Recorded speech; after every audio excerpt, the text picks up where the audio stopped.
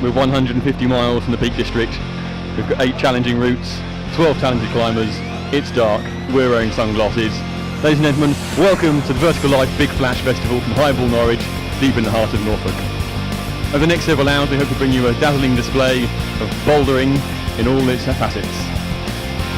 Shortly, the climbers will be coming out from isolation to have their viewing period, which will last approximately 4 minutes, 1 minute per climb. During this time, the climbers cannot touch the routes. They can look all they want and try and work out their game plan. They can even discuss things with their competitors if they so wish.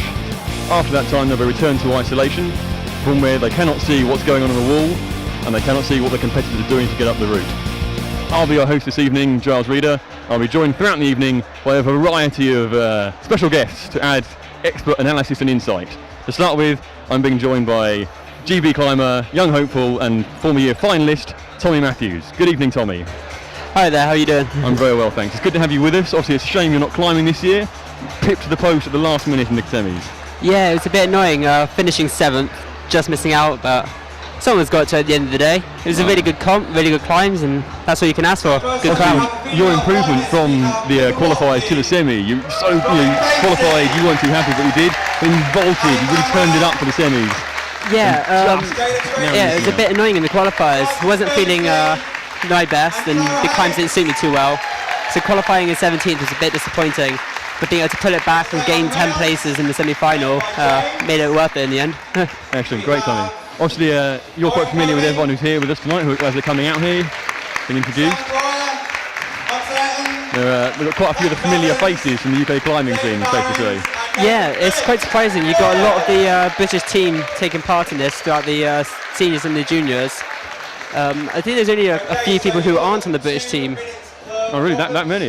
Yeah, we've got the woman in the blue jacket, Sam Pryor in the black t-shirt, and Max next to him. Those are the only 3 that aren't British team. There we go. But Max used to be in the junior team. So 9 of our 12 competitors are on Team GB. Yeah, and so it's going to be an interesting final because they've all got the experience of working in a final beforehand. Quite right. Okay, the way tonight's competition is going to work is competitors will come out in pairs in the reverse order from which they qualified in the semi-finals. So the person who qualified 6th in the semi-finals will be coming out first, and they'll attempt M1 for the men and F1 for the ladies at the same time. All the competitors have 4 minutes plus to attempt the route. 4 minutes plus means that they have 4 minutes to attempt the route. If time runs out whilst they're attempting the route, they can keep going. At that point, all that stops them is coming off the wall. Start tags are noted on the wall by green bits of tape, which hopefully you'll be able to see throughout the evening. Each green bit of tape denotes a limb that must be attached to that hold at the start of the route. So hands and feet.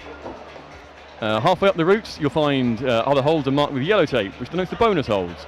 And the top holes are marked with another bit of green tape, which must be matched with 2 hands under control for the competitor to claim at the top. As you'll notice, as they're looking at the problems at the moment, they're allowed to touch the start holds, and so they can work out what the hold's like, where to go from. They can use the free holds. So anything with a tag, they're allowed to touch, but they're not allowed to touch any other holds, and that's the same throughout the rest of the competition as well. Right. As you notice in the women's category, we've got quite a lot of younger climbers, including Robin Casey and Pippa. Both very strong members of the GB junior bouldering team. I think one's in category B and one's in category A. All right, so quite the range. We'll give you a full rundown of the competitors shortly. Before that, you are right to say the field's quite young, although it's actually older than it was last year. Last year we had 1 member of the female climbers was over the age of 20. Yeah, it was quite surprising. Last year we had the likes of Hannah Slaney from Bristol and Alexia Bash from London. Unfortunately, couldn't make it here for this weekend because of other commitments and needing a vest, really. In terms of Hannah, who's been competing at World Youth Champs, became the recent British lead champion. Yeah, last weekend, I believe, wasn't it? Yeah, that was last weekend.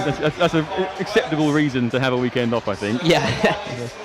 Obviously, throughout the evening, you can get in touch with us on Twitter, at Highbull Norwich, using the hashtags TBF17 or hashtag WeComeToFlash. And we'll try and keep on top of that and read out any questions you may have or react with any comments you might want to make.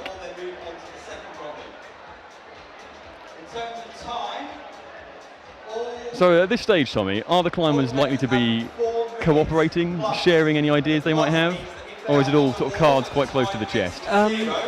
It's the surprising thing about climbing is it's really quite friendly, really. You see some competitions where they're really against each other, don't talk to them, but these kind of competitions, especially anything they're British, as you can see, they're all talking to each other, trying to work out a plan. So at this stage, it's more the climbers against the route setters, and then when the comp starts, that's when it's climber against climber. But yeah, they always talk to each other because everyone's got different ideas, and sometimes your idea might not work, but someone else will come up with something. You're like, oh, that's a lot better, and that will get you up there. Great communal spirit, one of the great things about climbing.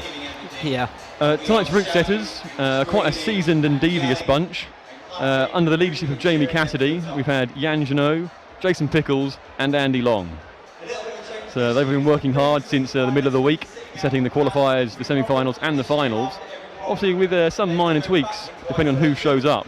When you have certain people in the field, which may distort matters, and obviously after the comments at the recent European thing with Jan Hoyer about whether routes were set to favour height or whether his height wasn't a great advantage, there's quite a lot of work to do to neutralise body differences between people and put it down to talent. Yeah, it's one of the hardest things for a route setter in a competition, especially when you're setting the finals, because you don't know who's going to be there. You can make your assumptions by who signs up and registers for the competition, but they have to do it as general and cover as many ranges as they can. This competition has been quite useful for route setters because all the male climbers seem to be the same height as well as the women. There are not much differences between heights, which you do get some where it can be really beneficial to the tall than other ones where it's more awkward if you're taller. So it does balance out in general. You're not wrong. So in the male field, everyone is within 3 inches of each other in the height, between sort of 5'6" and 5'9". Obviously last year, Matt Varela-Christie was the outlier, the only 6-footer in the club, but he again was pipped out in the qualifying this year. So you are quite right, and to look at, the field is very similar in their shape and build. Ladies, much the same as well.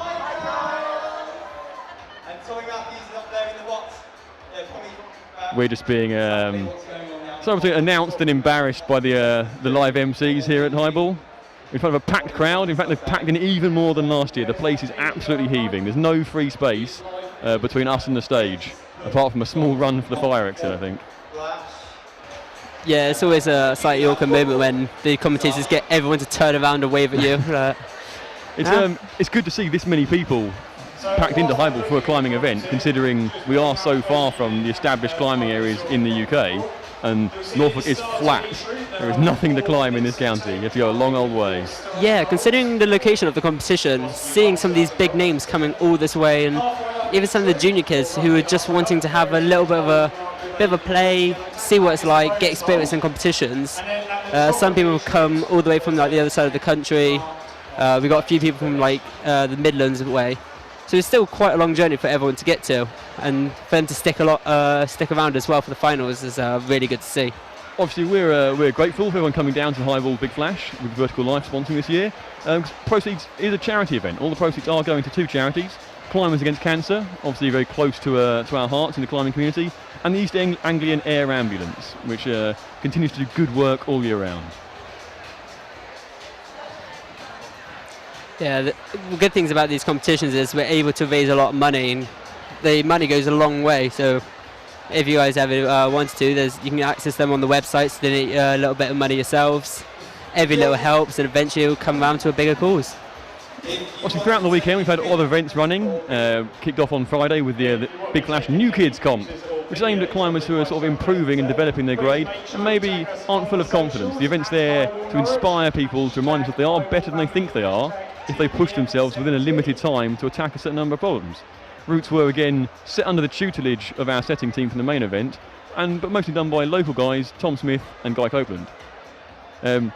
Obviously, that on the weekend, the popular event has been the Vertical Life Zlag Board Challenge, which is essentially how long can you hold on to a crimp. Yeah, it's proved really popular this year. We've had over 100 competitors taking part on it. Quite a lot of people doing it multiple times. think the running time at the moment is 2 minutes and 2.5 minutes, I think. 2:34, I believe. Yeah. The 150 stood for a long time and then was shattered. What, did you enter yourself, Tommy? Yes, I did, but I didn't do too well. Oh, did you care to reveal, or do you want to keep that to yourself? It was over a minute. It was about a minute and a half. No, good work. You beat me then. You beat me. I managed 1:18. That's not bad though. At the time, gave me a lofty 20th position, but I don't think that held to the end of the day. Yeah, it was really surprising seeing the likes of Oscar Preston, really young lad, and he was on there. He held it for like what, a minute 40? Yeah, 1:47. I want to say it was. Yeah, and another young lad holding it for just short of 2 minutes. He was only a couple of seconds off. There were some comedy moments throughout this Lagboard Challenge with one of the staff members managed 1 minute 5. Only to be promptly followed by a pregnant lady who did 1 minute 6. I believe there was a 4-year-old who eventually managed 1 minute 1 second, but had to have someone else pulling the Lagboard down to trigger the timer because they weren't actually heavy enough to set off the scales. Yeah, it's been really entertaining watching people on that. We've had I think one of the leading times still was set by Jan Janu, one of the route setters. Yes. Who then gave it another go and held it with one arm and is still holding quite high up on the leaderboard. Exactly. That's is laying down a gauntlet and is doing what Jan was doing, I think. But yeah, that is Jan. He's quite the character. Throughout the afternoon, the crowd here have been fed by our mighty hog roast, courtesy of JP Tret Agricultural Recruitment and our good neighbours DPD Local, who managed to fill the car park with something useful. Obviously, the important one to mention is the amber liquid is flowing here at Highball, courtesy of local climbers, Beeston Brewery. So the climbers are heading back into isolation now, which should hopefully give us a chance to run down the entrance and the order they're going to come out and appear in. So they'll just be going back into isolation, getting their climbing shoes on, ready to come and tackle these problems. So we'll just give them a few minutes to get themselves ready. So let's run down some climbers. In the male field, we have young Max Ayrton, who I think is the youngest competitor this year. Oh, he's same as Oren Coley, which surprises me. Nathan Phillips, multi-time winner here previously. The only time he hasn't won, Dave Barron's won. And who's there on the list as well? Oh, Dave Barron's. Sam Pryor from Coventry, newly climbing wall owner, manager, setter. Matt Cousins and Oren Coley. Yeah, so it's a really interesting field looking at the males. You got, as I said earlier, you got 4 British athletes in there, 1 ex-British athlete from Max Ayrton. It's going to be really interesting to see them fight. They've got their own strengths and weaknesses, so we'll see who comes out on top at the end of it. I'm always impressed by the fact that I don't think many people realise how much older than the rest of the field Dave Barron's is at these competitions, and he's managed to maintain his position at the top of UK bouldering for such a long period of time. Yeah, Dave Barron's is probably one of the strongest people in the UK in boulder and lead. Regularly making finals in the British champs and the British lead champs as well. So it's really interesting to see him, and he's what, 35 I think? 36. 36, yeah. Yes, you wouldn't think so. Yes, he's a fair bit older than some of the others. Beating out Max Ayrton by a good 16 years, I think. Wow. On the ladies, we have an equally diverse field of Ali Banwell, Robin Katie, who vaulted from her qualifying position to qualify in the semis. She was way down the field and pulled out a stonker in the semis to make it through. Frances Bensley, also from Coventry. The big name, of course, is Michaela Tracy, and shadowed by Tara Hayes. It's Hayes with a Y. Young Pepper Watkins, previous finalist here in years gone by, looking to improve. Yeah, I've known a lot of these guys for years. Tara taking multiple podiums in junior events and senior events as well. Michaela Tracy, I think one of the biggest names in the female field for being part of the adult British team for such a long period of time and competing in a lot of competitions. She made finals in the World Championships in bouldering a couple of years ago. I know that this year she's had a pretty successful year in the IFC World Cup, managing like semi-final almost every round she entered. Spoke with her earlier today, and she was saying that although she felt like she was qualifying and getting to this level much easier, she was slightly frustrated she wasn't able to go on harder, although she had been injured for almost half the year ahead of time. So that's quite something to come from injury to that. Yeah, it's really good to see her no longer with tape on. It makes the biggest difference. So we have. Oh, what's going on now? They're changing their minds.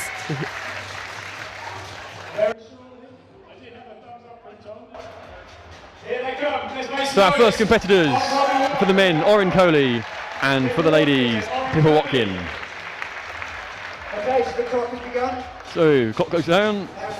They can use 4 minutes at any time they like. They can get straight in, have multiple attempts, or they can try and read it out, have one go to test out, and see what happens. What do you think is your approach, Tommy? Do you prefer to really get stuck in? I always find I take a couple of minutes just to relax at the start of a climb before you get into it. Give it a good last minute read, see if there's anything you missed.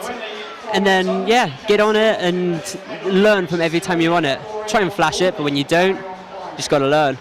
It's really interesting that the first route in the men's has another hand jam. I say a hand jam, everyone's favourite manoeuvre in climbing. It's cropping up more and more in competitions. It featured in the British Senior Champs on the qualification rounds. It also took part in the British Lead as one of the qualifiers for the seniors event. They had to get 2 hand jams for the first couple of moves. So both M1 and F1 here are featuring slightly more unconventional moves, with the men having a hand jam and the ladies starting with the dyno. So there's no sort of easing into this, but you've got to shred your hands if you're in the males category and get your jumping trousers on for the ladies. Yeah, it's quite awkward, like when you get thrown in straight with a hard climb, not being able to ease into it, it can shake some people's nerves. But they should all be really experienced and should be better. Owen's getting very close to the hand jam, and Pippa's not too far off from the dyno. I think we'll see them getting a little bit further up the climbs. Hopefully they'll get the tops. So Owen's back on. The pull on to M1 is actually worse than the sequence that follows. Both those volumes that you can see Owen holding now have really solid edges down there. Oh, well done, Pippa. Pippa stuck the dyno. Good effort, Pippa. Come on, all the way. Where can she go from here? So it's looking like it's a bit of an awkward move to go to the bonus on the volume. Made it look easy. Magnetic. And there's Owen back in the hand jam, trying to get a little bit of a toe jam in there. I think this sequence here is possibly the crux on the ladies' problem, transferring your weight across from one to the other. Oh, she's going to try and Gaston it maybe. Owen's on. Oh, good success from both competitors here. There we go, he's off. And he's made the transfer. Let's see if he can get up there. He's got the bonus. One hand on the finish. Here comes. There we go. Pippa Watkin, first end of Big Flash Final 2017. Oh, come on, Owen. Oh, he's making progress as well. He's getting right near the top. He's got a couple more moves to go.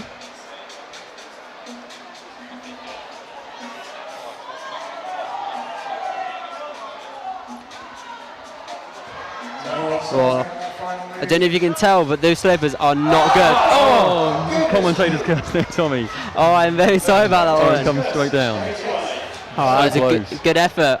He's still got time. He's got just over a minute. If he recovers, he should be able to get back on. Obviously, Pippa's given herself some extra rest time by finishing so far inside the time. She'll return to isolation, and the fact she returns so early, her competitors will know she's done well.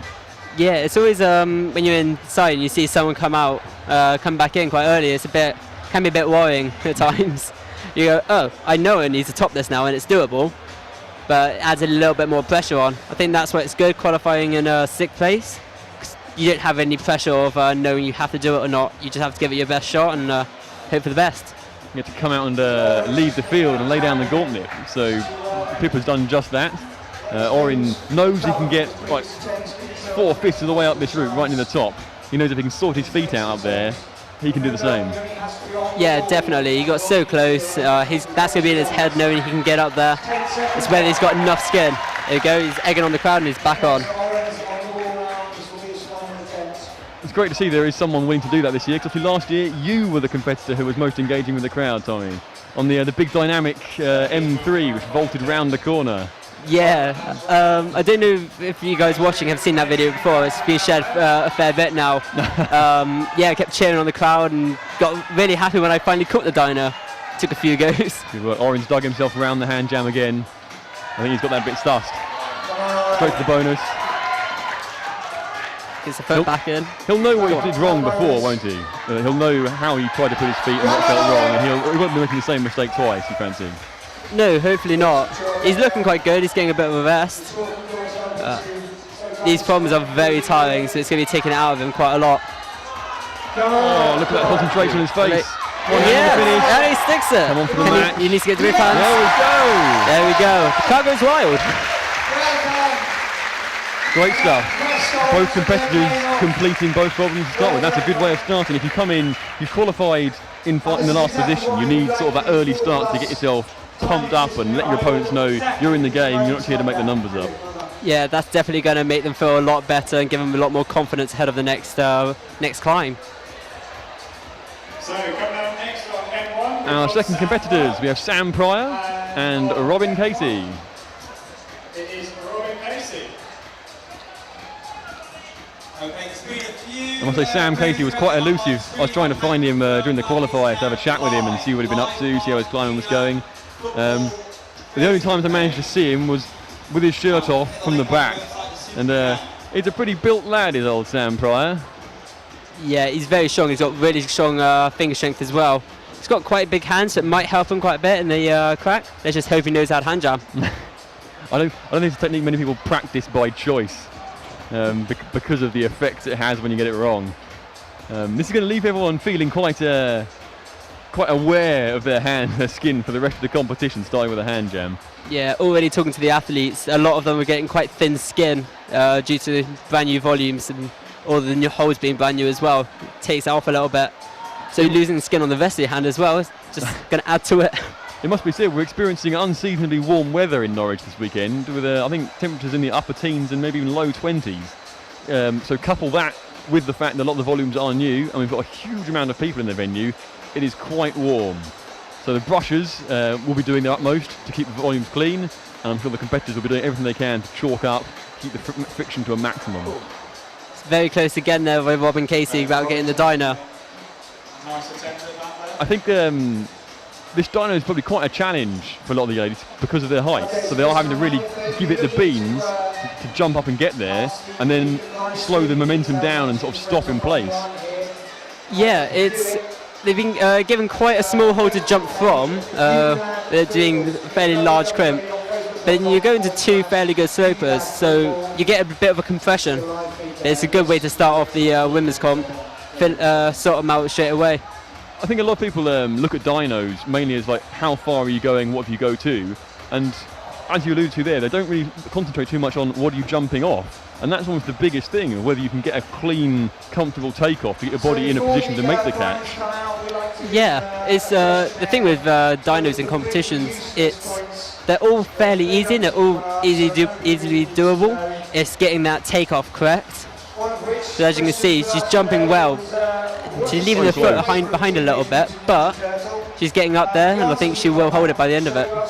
I almost fancy that if for all the female competitors, if they do catch that dyno, they will then progress up to the point with the two crimps mounted on the volume side by side. The central section looks fairly straightforward.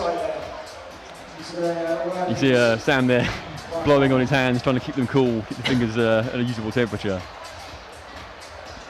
Yeah, it's probably helping. His hands look quite red from here, looking a bit sore, and he's going to be needing to keep them cold on these awkward moves. Oh, trying to make use of the wall there, planting his feet. The wall, the DMM comp wall here at Highball has been freshly painted, so there's not as much rubber laid down in places, which although it makes it better in some ways, bits haven't been worn through, it is still mostly smooth. There's little friction in the taped areas. Yeah, there's not much friction in there, having climbed on it yesterday. The roof is quite smooth.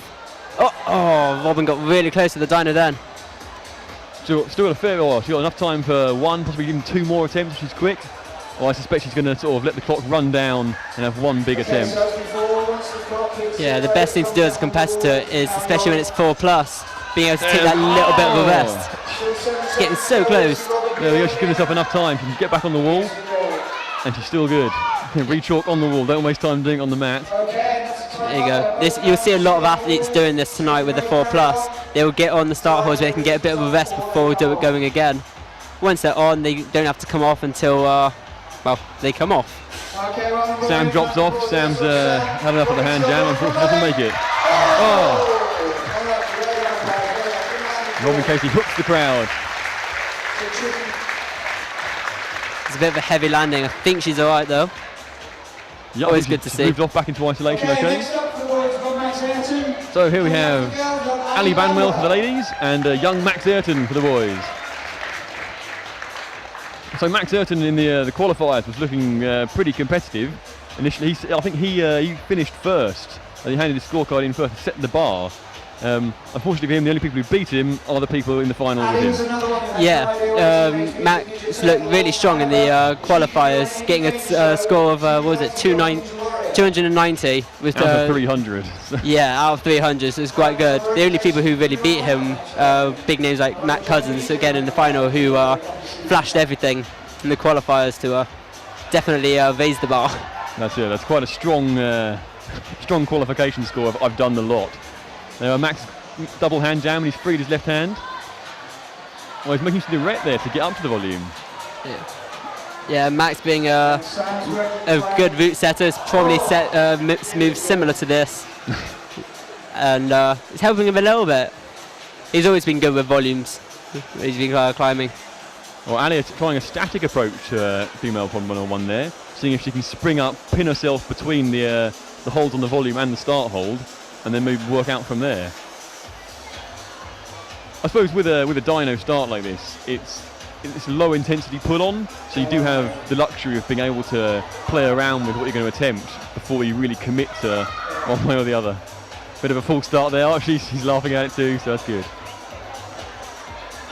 Much like I think in the qualifiers, Dave Barron's dropped the start on a route. Well, he had to try and jump on because he couldn't get his foot up there, and he literally just jumped past the hole. Came off and had a good chuckle about it afterwards, though.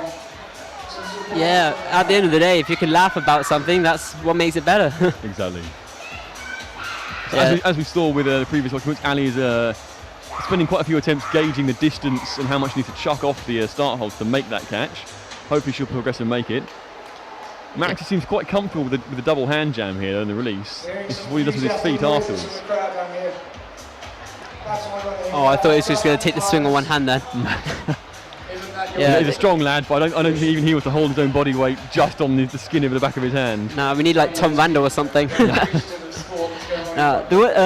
thing with dynos, as you were saying, it's because it's such a move that doesn't take much energy, you end up racking through lots of attempts, and you find yourself easily having at least like 10 attempts on the climb before you realise, and when every attempt counts, you'll see the stronger girls like Tara Hayes and Michaela Tracy, they'll be taking more of their time with it. So in comparison to having 10 attempts, they might only have like 4 attempts at the dyno if they don't stick it, just to give themselves that nice bit of rest so they can do the top much more easily. You see Ali's still seems like in two minds whether she should be trying to really launch herself at it or spring up to that one-handed pin she tried on the first attempt. Much like Robin Casey was though, she's so close to sticking the hold. You can see her hands are brushing the hold, but it's not quite over the top enough. Yeah, we're getting really close, and I mean she's still got 37 seconds to go. She has time, and just got to be confident really, and I think she'll get it.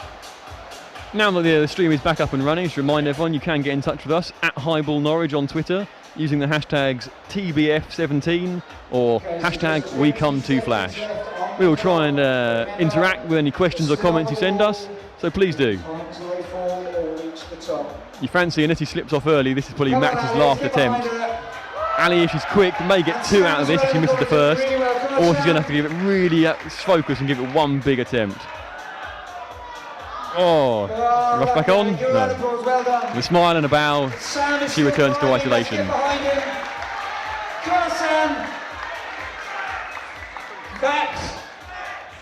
I keep saying Sam, you keep saying it's Max, because of course it's Max, not Sam. Oh, yeah. Commentators getting the name wrong there, that's a bit awkward. We've got our very own John Motson here. Okay. Coming out next for the men, we have Matt Cousins, and for the ladies, Michaela Tracy. Definitely got those names right. Shorn of her dreadlocks, but still quite the character.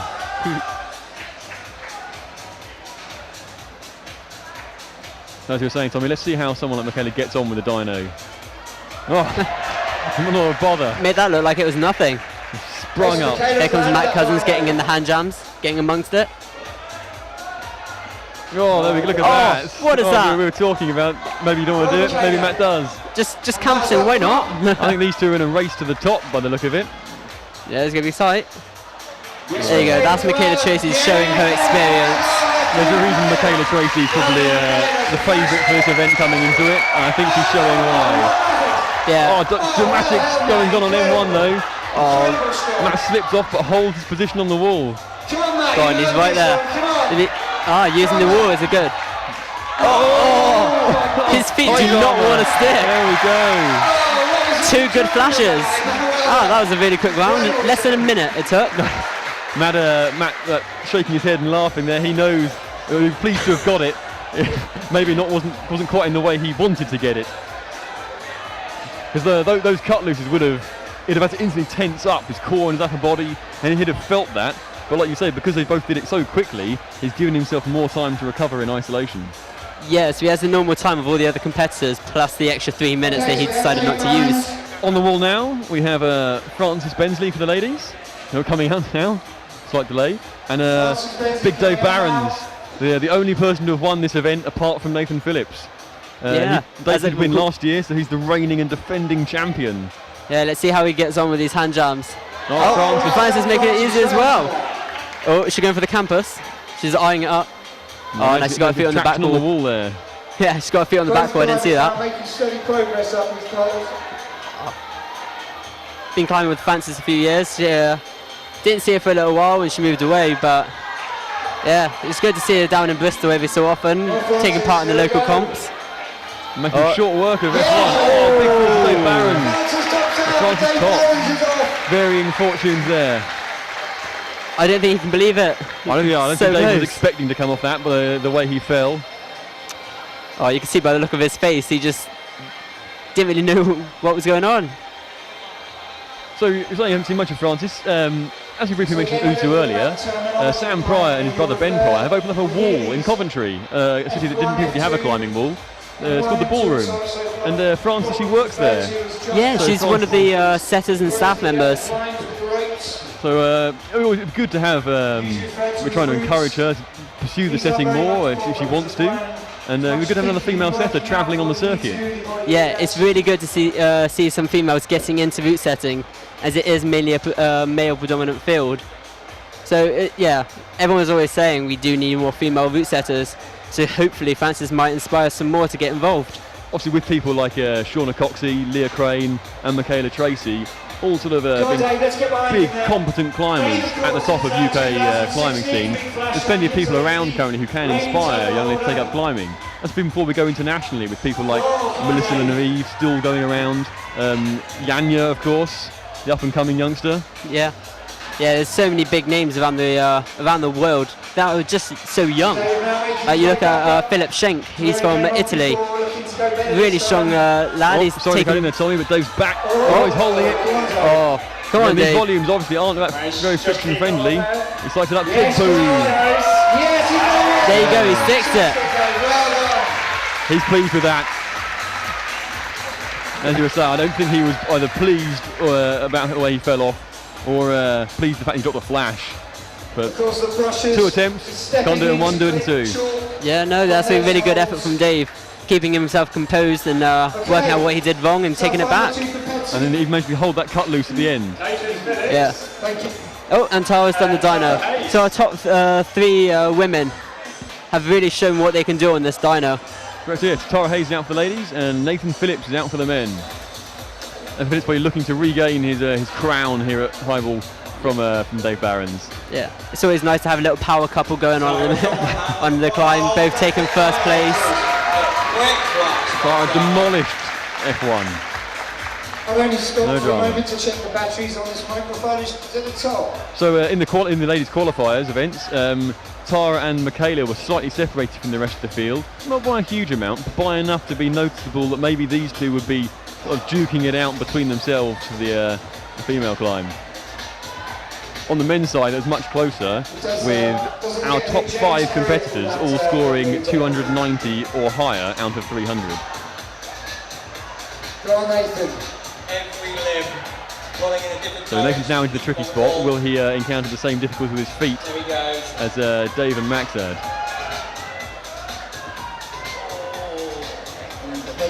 No, it looks like again he's gone to the red as well. Now adding a toe, there we go. Right hand first instead. That shows his comp experience, knowing not just to jump to Baz Lopez. Exactly. On to the second round of problems. But yeah, as I was saying earlier with the younger climbers, Philip Schenk taking, I think he's taken 2 World Youth Championship titles for his category. There's so much potential in the young climbers, especially in the British scene, as we've got Pippa coming back out, followed along with Oren Coley. Good man. So, F2 is much more of a balancing, it's almost the exact opposite of F1 in that it's balancing slab problem as opposed to the dynamic sort of powery overhang on F1. M2 seems to be all about this move around the corner. It seems to be very different from the mantling section up above it. Oren noticing a really good press into the roof. We're wondering how many of the other competitors will notice that. Let's hope he spotted a foot around the corner. He's got it. Oh, as you guys can't see it on the screen, but he is really tensing up his face. This section of the DMM console has quite a lot that seems like it should be usable, but never is. With both the erect sloping at quite an angle, the roof not being quite the distance away from the footholds you want it to be. So you really have to sort of grunt your way through this section. This move is all about squeezing. I've climbed on that volume and it is terrible. It's much more like the angle is quite flat, so like you're saying, it's to really like compress against it.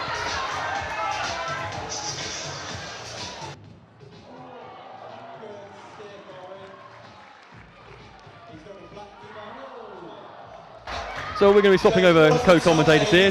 Tommy Matthews, thank you very much for joining us. Onwards and upwards to better things. And we're going to be joined by Jason Pickles, the route setter extraordinaire. Yeah, it was really good to be here. Thanks for having me. Hopefully I'll come back next year. Cheers, welcome. guys. Over on F2, Pippa's battling away with those volumes they're trying to get. Those opposing forces working for us to hold in place there.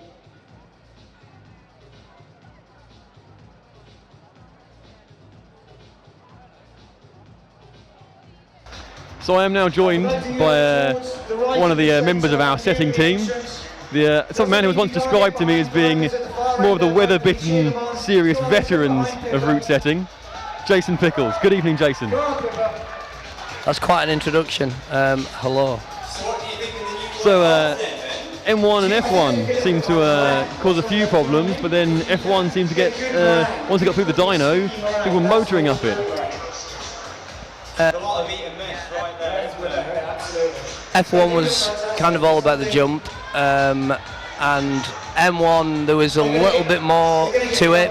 Those who couldn't jam struggled. Cool. Those who could got to the top. And you got very different climbs here for on the second problem. F2 being this very balancy slab problem where there doesn't seem to be a lot to work with to both get up and then move off. I just think Pippa here trying to hug the wall, re-chalking. Yeah, F2's all about momentum and technique, as is M2 actually. The transition round the corner on M2 using the collapsed dish that Oren's got his hand in now. That's the Percy Bishton special. It's all in the hips. With Oren's obviously trying to avoid it and crush himself up against that roof. Yeah. The volume he's got his foot on isn't the best, but that's the amount of pressure he's going to be putting through himself. As we saw there, the body tension's done him in. No, and these two problems, to be honest, they're quite a step up from the first two. You lured them in with the welcoming problems. It's onwards and upwards from here. They're going to be hard fought now. This was persevering well on this, getting up into position. It's working out where to go from here. So time is up. Both competitors are on the wall, so they can carry on until they fall. Fancy Oren will probably make it back up to the large volume, whereas Pippa's probably going to have a little think about what to do from here, and then try something quite dynamic, I should imagine. Oh, there we go. She kind of had the right idea. Yeah, she needs to trust her feet a little more, and she might have had a chance. No Oren either. so next So coming out next, we have Sam Pryor for the men and Robin Casey returns for the ladies. on M2 and F2. Obviously, Sam was someone you were saying didn't seem to get on well with the hand jamming. He was obviously trying to find other ways around moving his weight around the corner.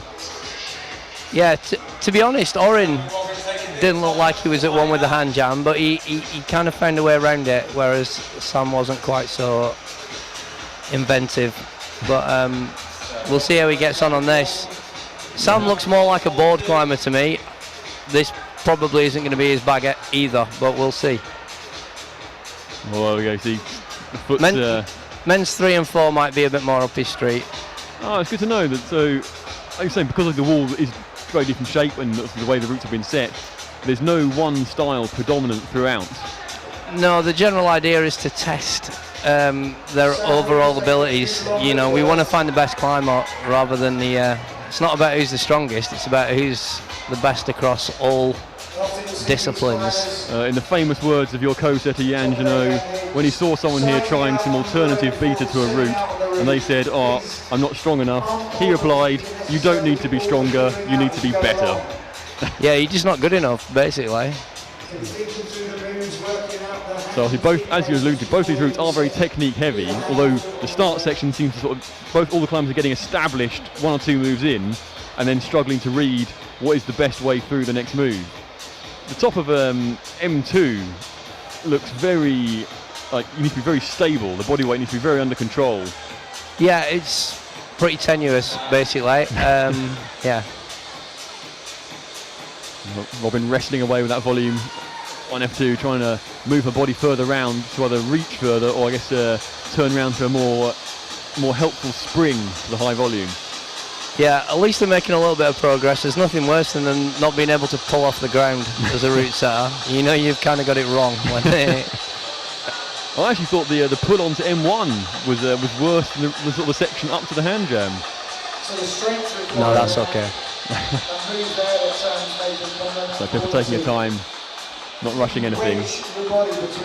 She knows she's comfortable up to the stand-up, so she can afford to shake out, chalk up, and try different things. Still plenty of time left on the clock.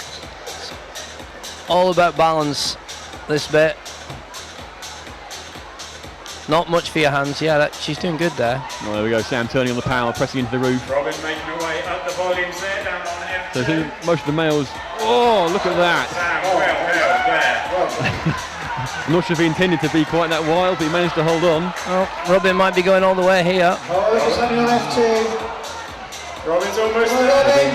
There we go. One hand on, two hands on. Robin gets it. Good work. Cracking job, Robin. Brilliant. Well done. So I think it's safe to say that the crux is definitely getting up from stood on the start volumes, getting further into the route from there. So that just leaves Sam as the target of your support for the next. So this is Sam Pryor we're watching and not Orin Coley. I believe there was a very late change to the running order. Sam Pryor, 42 from Coventry. Number 42 that is, not 42 years old. I don't think you take too kindly to me saying that.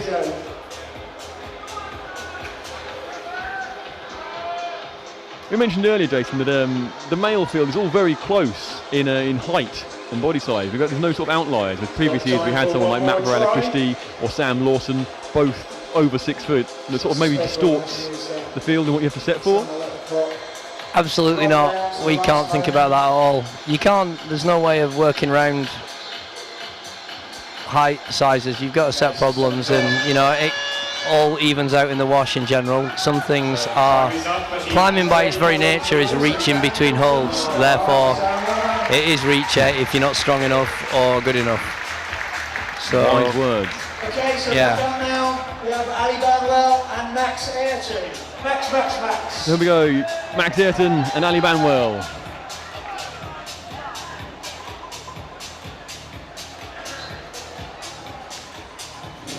I'm saying Max is going all the way on this. This might suit him.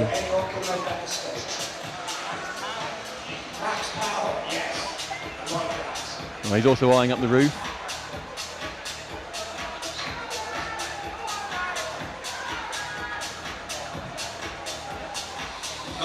See Max mentioned with Tommy that Max looked very strong in the qualifiers.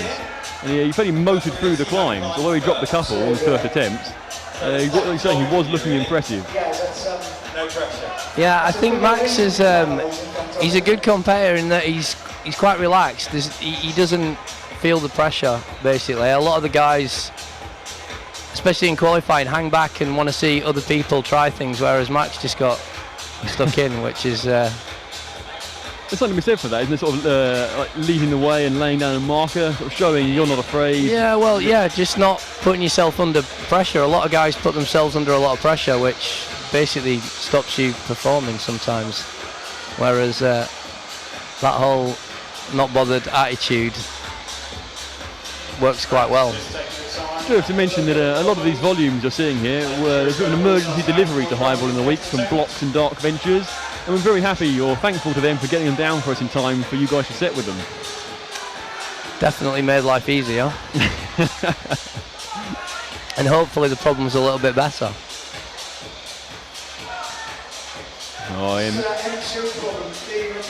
Would you say that this the move of getting up to the bonus hole for the men is a bit of a splitter? It seems like everyone's getting into the roof, but then making the transfer further up. Yeah, getting around the corner is basically the crux of it.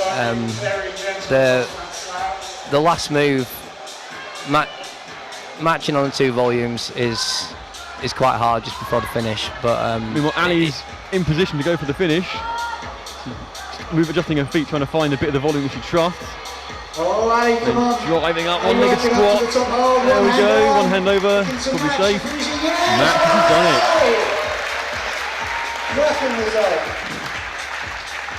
it. Yeah, so far the two girls who didn't do the dyno have topped to the slab. Like I said, it all comes out in the wash in general.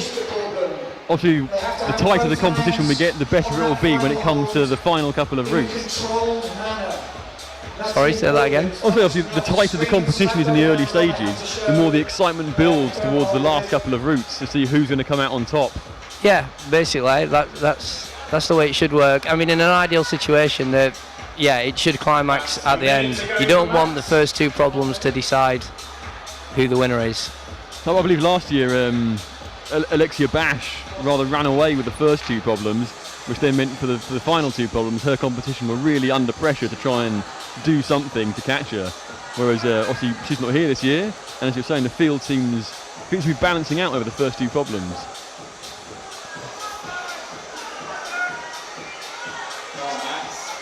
Max up into the roof again. Yeah, female 3 is going to decide the women's competition. You heard it here first.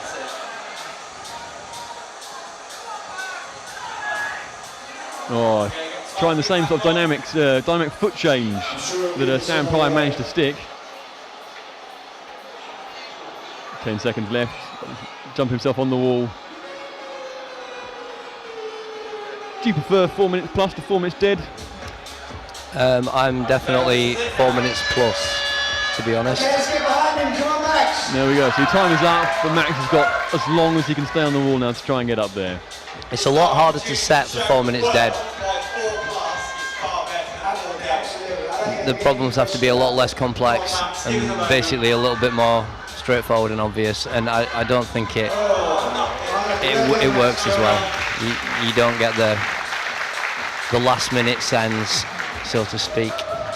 No joy there for Max, and out comes Matt Cousins and Michaela Tracy. Obviously, coming into this event, on paper, it did look like Michaela Tracy is the favourite, so to speak. Yeah, I mean, I think Michaela's for sure one of the favourites.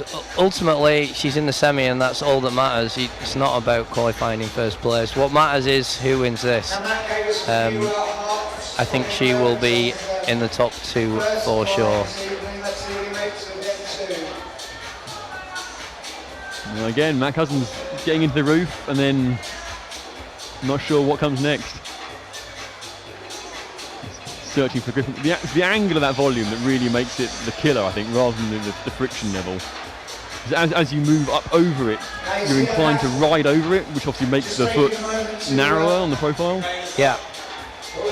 Michaela, meanwhile, has made rather short work of F2. Yeah. A little bit of playing for the crowd. Yeah. The women's competition is going to hot up on these last two blocks. I would expect Tara to top female 2 as well, and then it's all go. So Matt now has the stage to himself.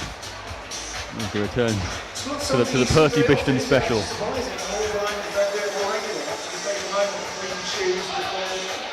You see him testing out in different spots, looking for grip. Yeah, it would be nice to see somebody top this. Obviously, we still have the big boys of high balls competition, Nathan Phillips and Dave Barons, who have won every year here between them. Oh, Matt taking a slightly different approach there, trying to stay low. See Matt just experimenting with body positions there, trying to get the... Do you think that the fact he's clearly unhappy with the amount of grip he's getting off that volume is going to play in his head a little bit? He's never going to be trusting his feet? An experienced competitor like Matt will not let it get into his head. He will trust it until it slips. Obviously 2016 British bouldering champion, so like you say, he's used to the bigger stages.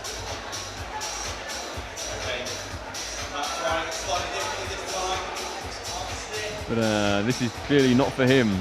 He's not looking too happy with that volume.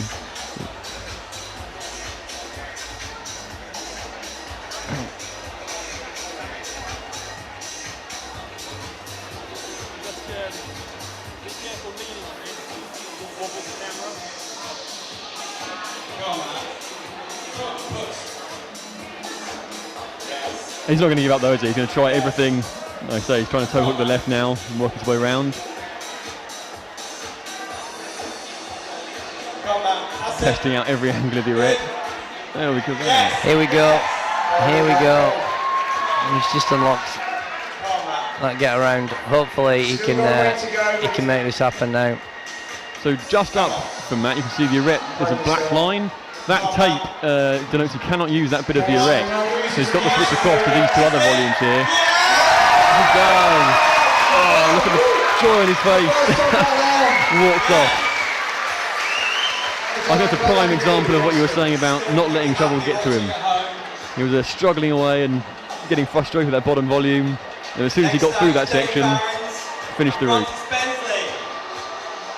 So Big Dave Barons comes out along with Frances Bensley. Speaking of Frances earlier, she was saying although she would like to compete more, she never feels like she has time. But, judging on her performance here, maybe she should. Yeah, she did very well in qualifying and the semis. So yeah, she will only get better through doing it more. And obviously, Dave, easily the most experienced competitor we have here today. Yeah. Possibly only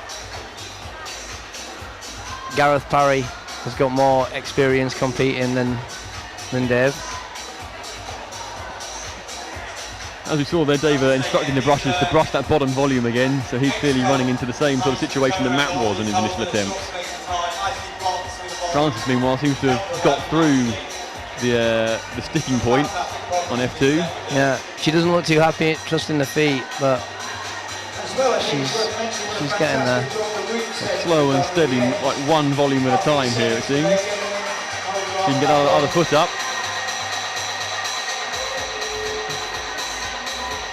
So the section of the wall that F2 sits on here is actually a slab. It may not appear so. Oh. Yeah. It's the top half's a slab, the bottom's kind of a little steep depending on how you come at it. But yeah, it's pretty slabby / vertical.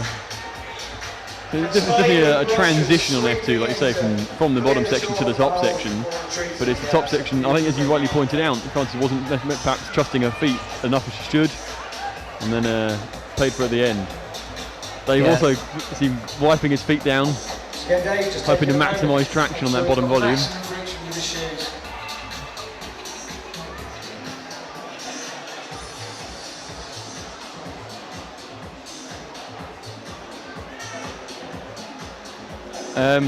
We've had a question on our Twitter feed here from my co-commentator currently.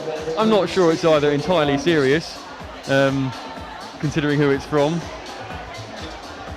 position is so difficult because you're like trying to pat your head above your belly. Care to comment? Yes, is the word. Thank you, Alex from Rockover Climbing.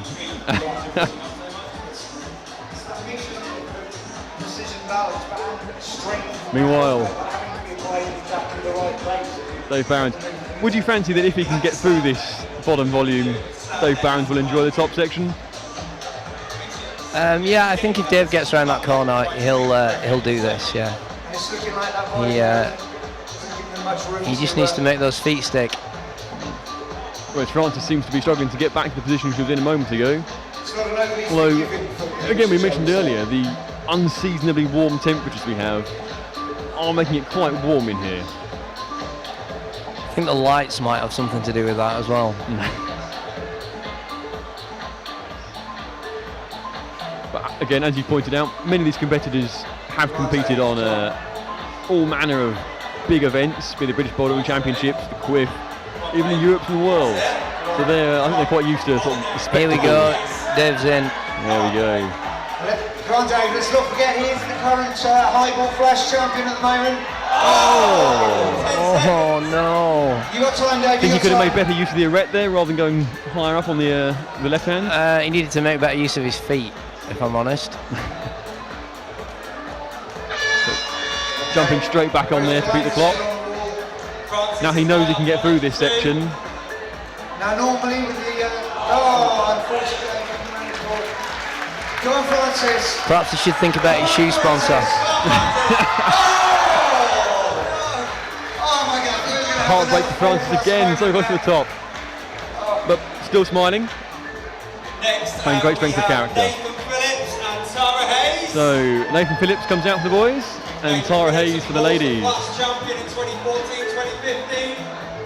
All the crowd oohs and ahs will have tipped Nathan off by now that there's probably something a bit suspect about this route. Yeah, well, I think he'll know that if he can flash this, he's in a good position.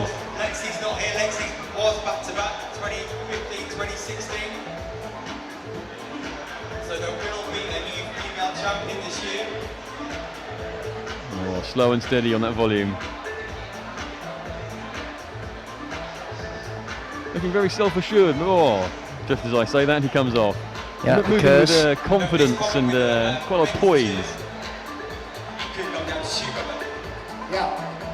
So if they're not wearing, a lot of these guys might have different shoes. So matching a feet for the start hold there. Well done. There were some accusations of jump starts in the qualifiers. Really? Thankfully, they all turned out to be untrue, and it was people winding people up in order to put more money in the charity box. Nice. So we'll appreciate that sort of accusation.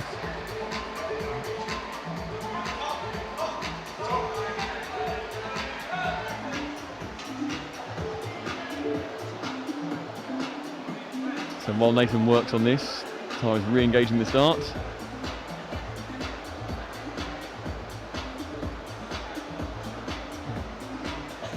Nathan taking the same approach as Matt, So trying to slowly get onto the dimpled volume that's right by his abdomen right now. Not fancying the dynamic and ultimately unsuccessful attempt that Sam Pryor tried earlier. Others have firmer edges, Swinging which onto stay it. on small chips. But between manufacturers and even between different models of shoes, that rubber can vary hugely. Tara seems to be trying a slightly different approach here on F2. She's trying to match both hands on the slightly higher volume rather than leaning one hand out to the right. Yeah, both options work. He's normally around 5 degrees, which is why in winter Meanwhile, you climb harder. Nathan slaps onto the big bonus volume, working his hand up the arete. Go on, Nathan. Actually, Matt walked the wall here to spring his feet up onto the bonus. Whereas Nathan's trying the same approach that Dave Barons did, of going left hand high first. Yeah, this is a hard move now to bring the right hand in. Yeah, he's in basically. He shouldn't drop it from here. Hoiks up onto the bonus hold. Over he goes. There you go. It might not have been a flash, but it was a successful send. I think one that Nathan will be pleased with.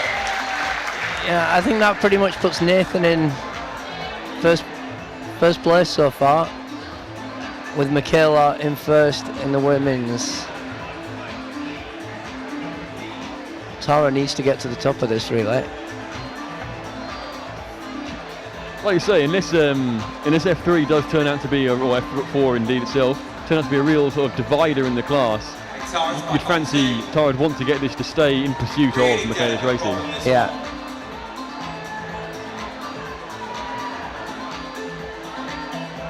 Yeah, currently leading for the men, Nathan Phillips and Matt Cousins, both with 2 tops each. Although Nathan has taken significantly less attempts than Matt Cousins.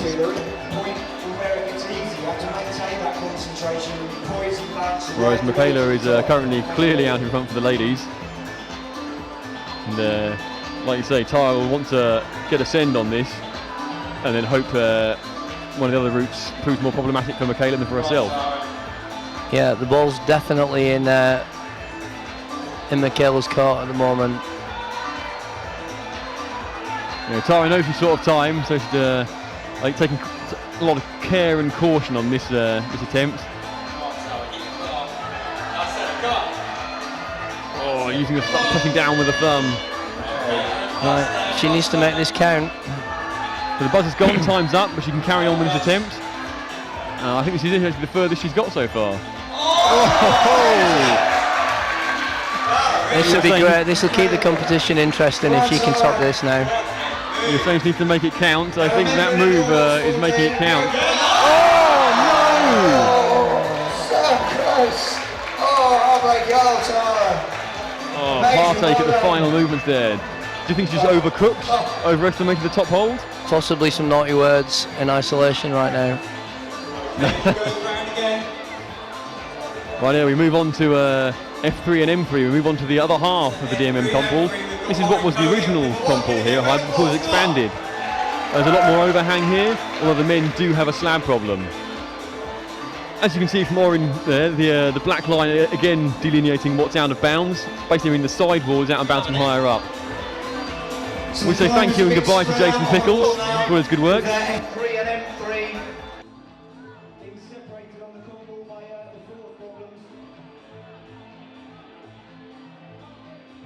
However, we have been joined now by the big cheese of highball himself, Mike Surtees. Good evening, Mike.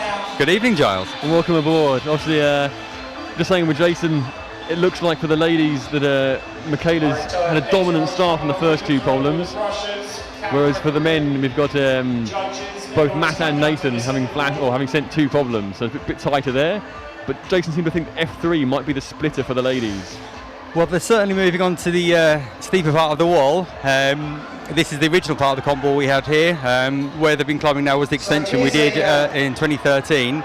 These are remarkable statistics. Where Orrin now has always been a bit of a tricky area for problems. It's just 16 years old. 16 Yeah, a lot of drops happen in that place, and where Pippa is now is such a difficult roof to come around, especially those new holes. They look quite hideous, to be honest, right now. Although there is a lot of it's a high foot to balance that out. Let's give you some support. Although there is a lot of holes on F3, I think the body position makes a lot of them harder to use than you think. Come on, Orrin. So for Pippa, although there are a great deal of holes there,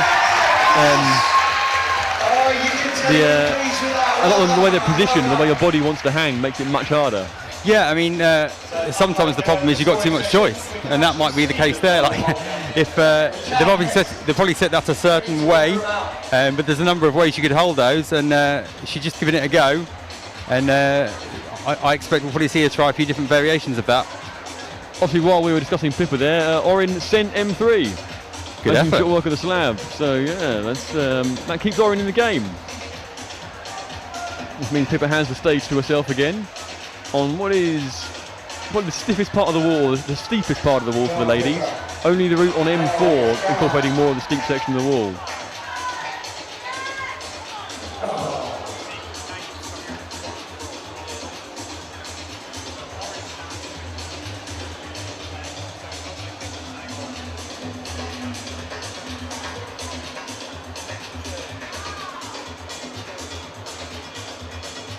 So Pippa has just a minute left here. So there are some slight technical difficulties going on with the graphics seeing on the screen, but don't worry about that. Hopefully we'll keep you informed of what's what, and the action will keep you entertained. And just take a moment. Now, Pippa is comfortably the youngest climber we have here tonight, but Highball does run a special competition just for the younger people earlier in the year, the Little Flash. Yeah, so obviously the Big Flash came about the second year of our festivals. We did our first year anniversary, did a small local festival, and then we launched the Big Flash the following year. So this is now the fourth Big Flash we've done, and last year we kind of widened the net slightly and thought, we do such a great event for adults. We launched the Little Flash, which takes place in July this year, or the last 2 Julys. We try to run it as similar as we can to a World Cup format, just because there's not that much opportunity for young people to have a real good go at isolation and having 4 blocks. There's lots of 3-block competitions and kind of 5-block qualifications. But we try and give them lots of qualification problems, 20 scrambles, and then into a 4-block final with isolation, and that's gone really well. Pippa, oh look at that! You can see Really the tension on her face as she shifts her hands round, trying to make the most. These holes, I think, would best be described as walnut whips.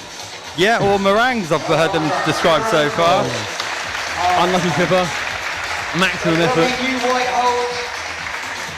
The army of brushers sweeps in there as Sam Pryor and Robin Casey come out. One thing I would like to talk to you about, Mike, is obviously the decision to retain the 4-minute plus timing format, rather than adopting the 4-minute dead that the Olympic Committee have decided to use. I mean, it's fairly straightforward, really. I mean, we try and put on as professional competition as we can. Mainly because where we are geographically, we've got amazing comp wall. We want to run a great competition, but.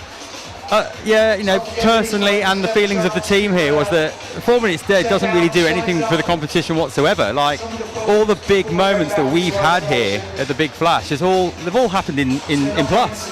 Everybody knows that when they've pulled on, that's it. You can see it with how they climb. They're giving everything. The crowd start to give everything because they start to wheel them up the wall, and that's what you want to see. We want to put on a show, and we don't want to see climbers walking away from the problem with half a minute to go. And it just seems a ludicrous decision, because we've already seen here tonight. We've had a few problems that have been flashed or topped well within 4 minutes. So you're going to save time on some blocks, and you'll lose it on others. But it's a ludicrous decision. Route setters and competitors all seem to be in agreement, but it's just a decision that's been made for Olympics, which. It's just a strange one. So at the end of the day, this is the Big Flash. We want to put on a show for our local climbers, and we think 4 plus is a show. We don't think 4 dead is. Sam falling at the last hurdle.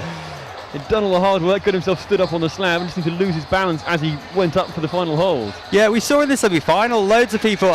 So this was a female problem in the semi-final, and it's really interesting to see the mix of climbers that. Some achieved it, some topped it, some didn't, some fell off, some took a few attempts. It's a really weird part of the wall. Like it's a bit like the wall of champions at the Canadian Grand Prix in some ways. It's some people breeze it. I remember Katie Whitaker at the first Big Flash. Actually, she kind of just tiptoed her way along that wall, a bit like Alex Honnold does really on El Cap and the nose, just like tiptoe along the ledge. So Sam will have known that he was there on his last attempt. I should imagine we'll see him adjust his feet a lot more, get very comfy, before rising up with a little more control. Go on, Sam. There we go. Oh my goodness. Fingertip finish. Just about. Doesn't want to risk popping over the top and getting hold of the best part of the hole. He's happy to get both hands on it. Count the 3, get it done. Fab. There we go. Meanwhile, F3, Robin Casey still working out how to get through this selection of meringues or walnut whips before getting onto the big, long volume that makes up the bonus hold. Yeah, I mean, I just want to say thanks to X-Cult Holds for getting these out to us. Apparently, this is the first time they've sent some of these shapes over to the UK, so we had quite a quick turnaround from them. Great service from Pat at Dark Ventures, getting us some blocks volumes as well at the last minute. It costs a lot of money to run an event like this. If I had £1 for every person that said to me how many other climbing walls do this in the UK, I'd probably be able to afford to run it. As it is something this big, 2 days, there's us in the climbing works, and for a little place like Norwich to put something like this on is amazing, and it's done a lot for participation in climbing in this area, as well as participation in competition climbing. And it just wouldn't be possible without the guys without the companies that support us. DMM, Tenaya, Prana, AVK, Vitolius, and Vertical Life. They've pulled it out of the bag this year. Obviously Robin's letting the clock run down over here, giving himself plenty of time to rest. This is a much burlier climb than the balancy F2 or the rather dynamic F1. I think Jason was right in saying that this could be the splitter. Yeah, she's showing a lot of maturity here. You know, just thinking, okay, like, let's have a bit of a rest, eye it up, and see if I can make it work. To do that, she must have a bit of an idea of what she's going to do, I think. Otherwise, she might have maybe giving it one more go in between. So we now are into the plus part of 4 minutes plus. Oh well. Trying to jam the knee bar in there, didn't quite take the weight. Commentator's curse there. It's interesting what you were saying that about these holds. That's been the first time they've been used in the UK, because a lot of the competition climbers who regularly climb in events get used to certain styles of holds from different manufacturers. Being presented with something they might not have encountered before gives them a new challenge, gives them more of a mental element. Yeah, I don't know which one specifically, so but I do know from Tim at Beta Climber Designs that he did say that some of these, he's not seen any of these come in yet, so hopefully it will pose a bit of a challenge to some of these competitors. I mean, I've already seen it with some of the competitors that haven't been here before, don't know the wall, whereas those that have been here previously have been using some of the angles that they know. So I've already seen it just with the wall itself over the course of the semi-finals and the final. So Max and Ali out now, Max Ayrton and Ali Benwell. Ali getting to grips with the new and interesting shape holes. Max trying out where to get best friction on this rather ominous arrangement of volumes and holes over on M3. Ominous, interesting. I think I'd say it's a classic design of the route setting team that we have here, to be honest. Well, I wouldn't expect anything less. Or anything more, to be honest. No, they are a good bunch you've got here. Obviously, Jan and Jason, probably more regular setters here. Jan with quite a reputation. And Andy Long being one of the architects of Highball. The chief builder. And he'll be staying here to build some more. Highball is expanding with a new wall coming in. Mixed stories, changing plans, but we are definitely starting to build some more wall tomorrow. It's basically going to be our new squad training wall for our youth squad and hopefully adult squad. A completely T-nutless wall. Basically, we'll have volumes on. It'll be a volume only wall, and it's going to be great for coaching our youth squad. And then we're hoping we've got quite a few adults here who are quite interested as well, so we might do just have squad, youth and adults. So essentially it's going to be a bit of a comp wall extension, and we'll use it in our winter and summer bouldering leagues, and for doing some interesting problems. It'll be good. There we go, Max has made it through the bit he was stuck on before, and he's got his hand up high. You can see him scratching to find where's best friction to release the tow hook he was using to get up that far. Yeah, so Max is a route setter. He's been recommended to us. We've not had him yet, but I know Thomas, one of my management team, he's speaking to Max about getting him up here. So I did say on the live commentary that this is a kind of a job interview really for him. So we'll see how we go. Do well, keep smiling, come back. Yeah. It's always great to have a good relationship with the setters and the competitors. They come back regularly. So we said before that Dave Barons and Nathan Phillips have won every big flash between the two of them. And these events are always well attended. I was speaking to some of the competitors earlier today, and they were saying that it's purely on the strength of the competition and the atmosphere here at Highball that draws them this far out of the way. There's nothing really else out here for them to come to apart from Highball. 1 minute to go now. Yeah, I mean, they certainly can't go climbing outside here, that's for sure. I mean, if any of them want to take up kayaking or sailing, there's plenty around. But in terms of outdoor climbing, there's nothing. So, yeah, I mean, when before I opened Highball, I went around lots of climbing walls, and one of the things I realised at the time, which is back in 2012, is that there wasn't really many competition walls. So, and those that were around were kind of hidden away at the back of the climbing centre rather than at the front. So, we built what you can see right now with M3 and M4 on, and we extended it, and we've made sure we've got a lot of space for spectators. So in terms of, it's not just a comp wall, it's a competition arena. And you look around, like, nobody's sitting on the mats, they're all sitting on chairs. So, and then that's one of the feedback we get from people that travel here. It's like, this is a good comp to come to. Max has managed to get himself up. He's taking a slightly different approach this time of going up in the corner. And now he's going to try and sort of squeezely mantle his way around this. Time has up. I should imagine that Max will be keenly aware of that. and will be shuffling his feet in very small increments here, trying to keep himself close to the slab. So delicate here. Ali returns to isolation, having got stuck in the same bit of F3 as the other competitors. Jason's predictions so far proving quite accurate that F3 might be the icebreaker. Did he let you know who set which problems? No, he even did I don't not. know that. Even I don't know that. Oh, lucky Matt. Still smiling though. Wait for your Yeah, it's round. always good to see. It's always good to get the smilers out. Owen Coley's a big smiler. So is Tommy Matthews. Michaela's come out there smiling. It's always good for the crowd to see the competitors really enjoying it as well. It's also good when they get a bit angry. I think people like to see that as well. Well, Michaela is quite a fiery character, but you wouldn't know how to speak to her. Very calm, very collected. Also a very intelligent young lady, doing a PhD currently. I didn't know that. I didn't quite get the full title, but it's something to do. The words nuclear and molecular, I think, were involved. Okay. It's obviously quite different to her past time as a climber. What are you studying at university, Giles? I don't study at university, I'm a student. I just hang around there. Okay, okay. Well, there you go. Michaela's blown straight through the section that's held everyone up so far, and is now hanging on the bonus volume. Matt's going well as well. Matt needs to get his other foot up so he can really press out to the finish. Oh, Michaela's off. It almost seemed like a test attempt, like she was willing to have a feel of that hold and try and fall back onto the bonus. Yeah, she certainly made good. Oh my goodness! Well, forget everything I said about trying to get up steadily. Matt's just blown up it.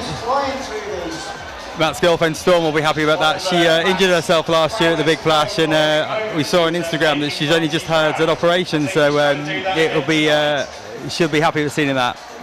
Get well soon, Storm. I think during the qualifiers I was speaking to someone about people who maybe could have come down this year but couldn't. And they mentioned that Louis Parkinson wasn't here because maybe we had too many slabs. Too many slabs? He's obviously infamous for his exploits at the Biff. And Matt's just shown you don't need to be careful to get up a slab, you can just run up it apparently. Well, we've got 2 slabs, 2 roofs, 2 steep bits of wall.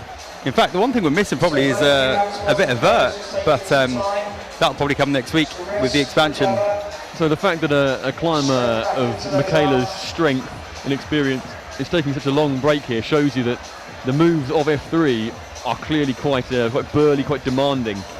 I suspect that the pinch on the bonus volume isn't quite as positive as you'd hope it to be, having mangled through that first section.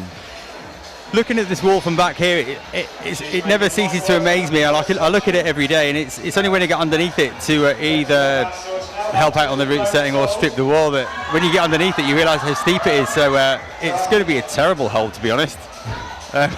But she's making it stick at the moment. Oh. But she's given herself enough time there. She had a nice bit of a break. She's gone through that initial sequence again quite confidently. So I imagine she's going to have another break here and still over a minute left on the clock. So depending on how long she wants to, taking matters into her own hands here, she knows what she wants brushed. Obviously, since none of the other competitors managed to get up that far, that volume is still going to be quite fresh. There will be some chalk on it from where the testers and the route setters were experimenting with things, but compared to the lower hold, which has been really bedded in and used by previous competitors, Michaela is now out on her own in unknown territory. Okay, let's just watch her go through this sequence. She's got it absolutely nailed. Flying through the first moves. Toe hooks and heel hooks. Come on, Michaela. Come on, hold it, make it stick. Yeah, breathing hard, which gives you an idea of just how much strength to put in that pinch on the left hand. The crowd coming alive for her here, though. Come on, double heel. Come on, yes, she's got it, she's got it. Come on, Michaela. Oh, slaps to an undercling. Come on. Up she goes. Feeling confident now. Might be it. Yes. Oh, that could be decisive. Yes. Oh, she is clean. Well done. That's brilliant. She knows, the crowd knows. Big smile.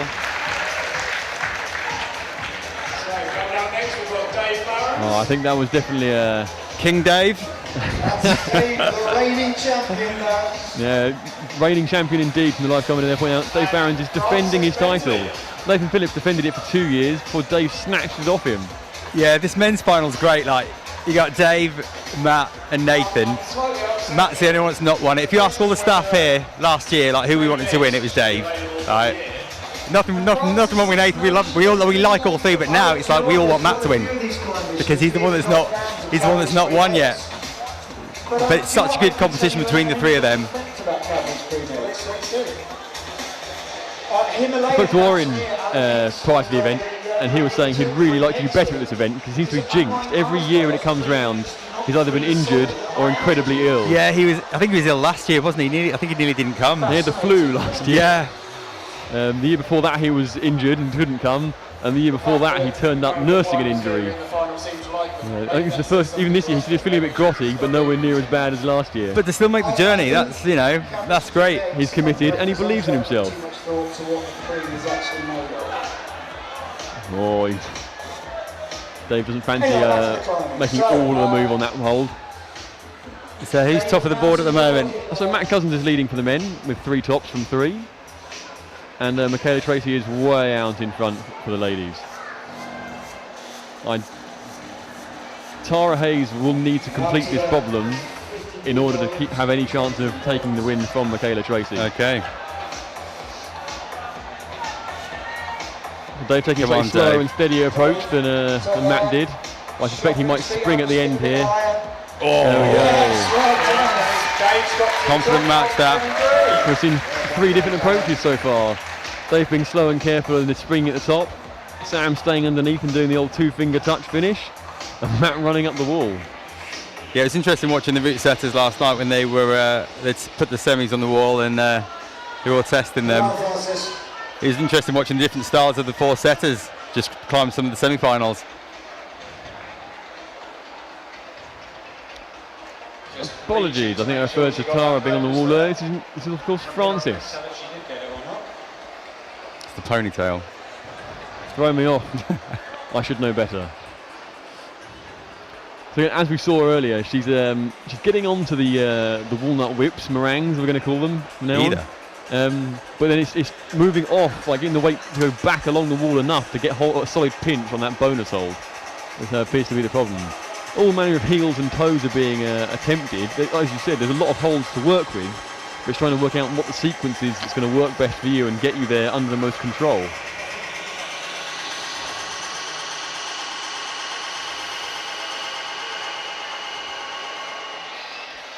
Psyching herself up.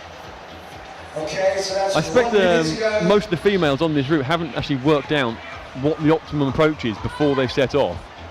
I think there's a fair amount of experimenting going on the wall.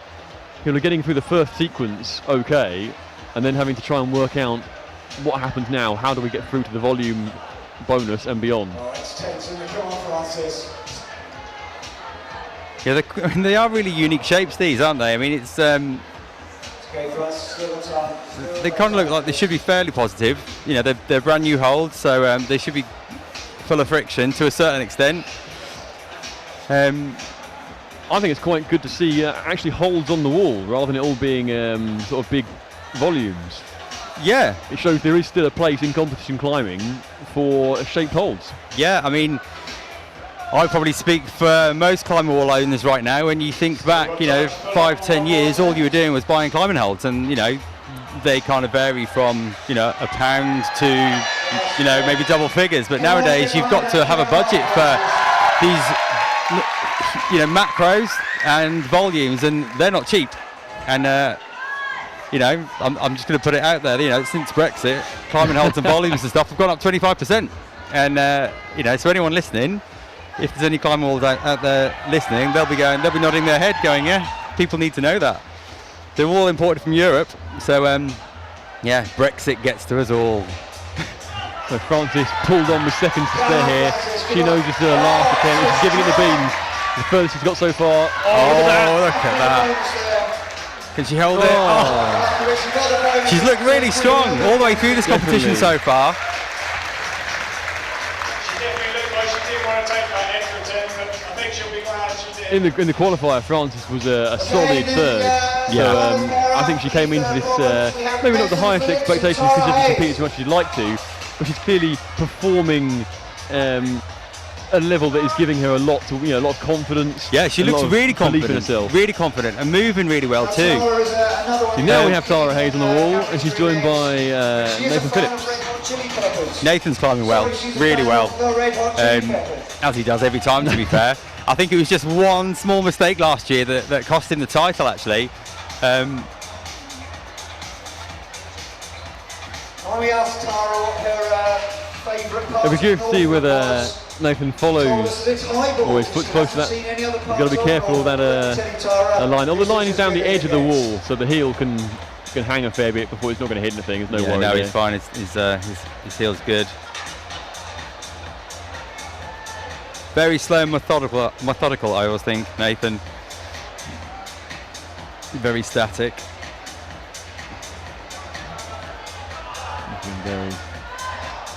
I think he fancies this. He'll be slow and steady. You see him testing the arete. I think he's actually grabbing the edge of the volume there. Dig the fingernails in. Yeah, look, there you go, look. Oh, look at that core tension. So his right foot is actually on a different angle on the overhang section of the wall. Yeah. His upper body is actually up on the slab. Yeah. So holding yourself, the tipping point isn't far away on that slab. On that No, I mean on the screen there it does look vertical, but it's not. That the top half of that wall is a slab. Here we go. Can you match he's doing it? two-finger touch. Yes. I think it's almost like the safety option. If you think you can do it, do it. If not, spring to the top. Yeah, I think thinking back now, it was that last year on that he tried to be quite static on one of the problems, and if he'd have just jumped for it, he'd have nailed it. But I think it was the move on the main part of the wall last year that lost him the championship. I think the bottom volume on M2, which a lot of people had problems getting traction on, has perhaps made people a little bit wary of getting reliable friction on the volumes under these lights in this heat. Yeah, it is warm in here tonight. I mean, it's probably the warmest weekend in October so far. I was speaking with someone earlier who mentioned that they remembered coming to the first big flash under a blanket. Under a blanket? They were wrapped up, and they had the free blankets being handed out to keep people warm. That's how cold it was in the first year.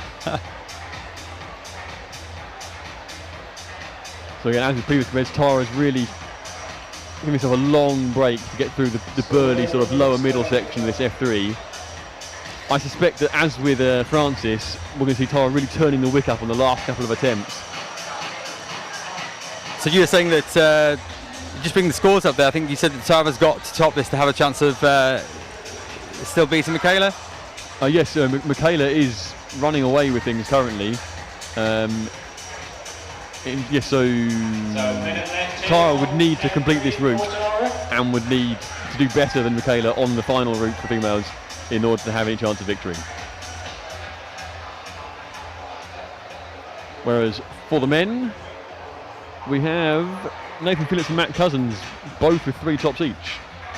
So depending on how M4 goes, this could come down to attempts or bonuses. Yeah, so it looks like a tricky M2 there for most of the competitors. There she goes.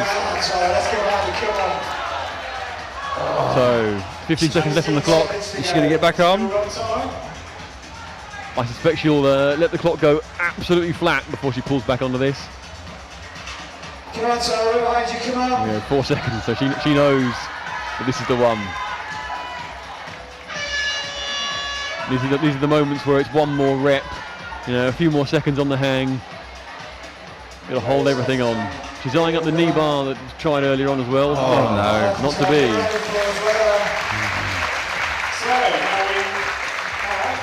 Right, on to the 4th and final problem. Moving on now to problems M4 and F4. So this is the final problem of the night. Oren and Pippa back out again. The M4 has a slightly unconventional starting position. Okay, Mike, it's been great to have you with us. Thank you for having me. We'll let you get on to other things. Thanks for running the festival, and hopefully lots of money raised for charity. Yeah, I hope so. Last year we got £4,380, which we went to Climbers Against Cancer and the East Anglian Air Ambulance, raising money again for the same 2 charities. So I am not looking forward, but looking forward to counting the money tomorrow and getting that in the bank. Thanks, Giles. Thank you very much, Mike.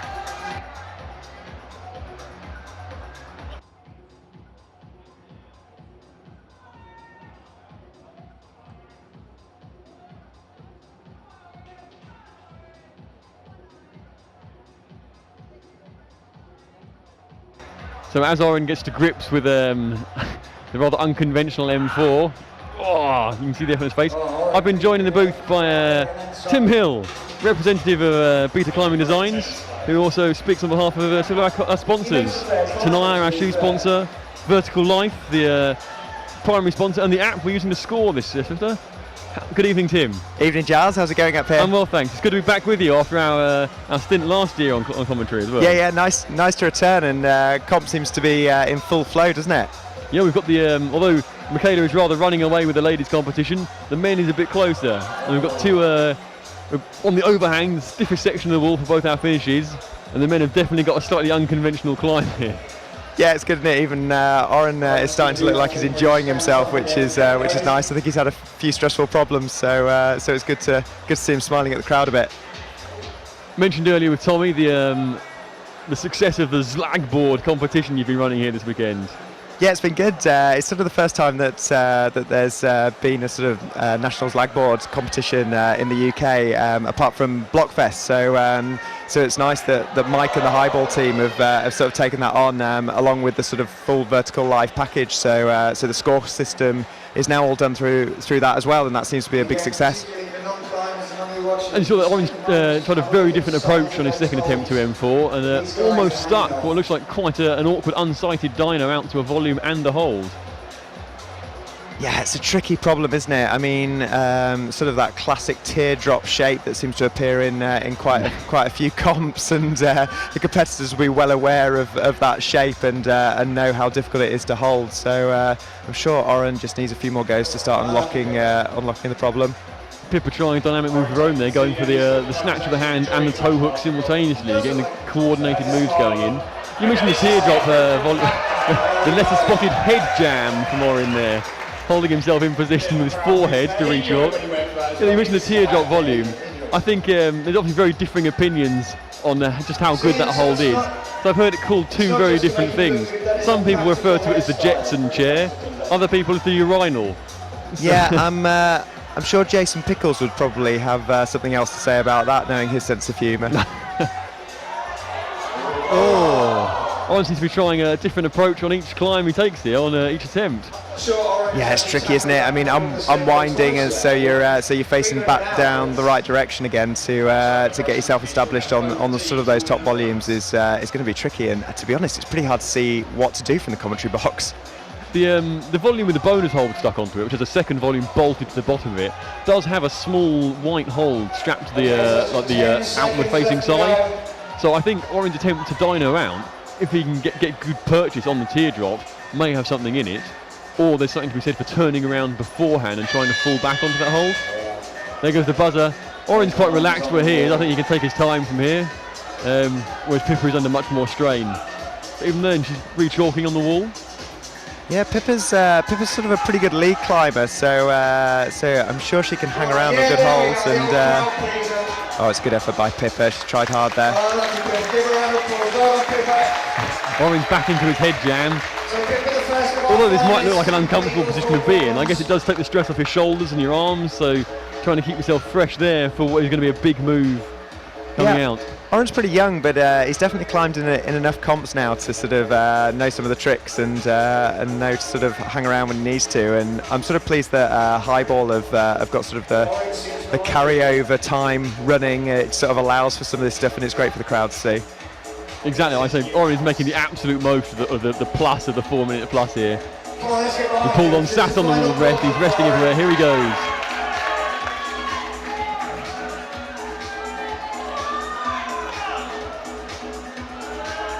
Concentration, you can see him, he's eyeing up everything here. He's going to try something quite funky, I should imagine, in a minute. Oh, that's close, Oren. Good effort. Great competitor as always, Oren. He's always good value to have here.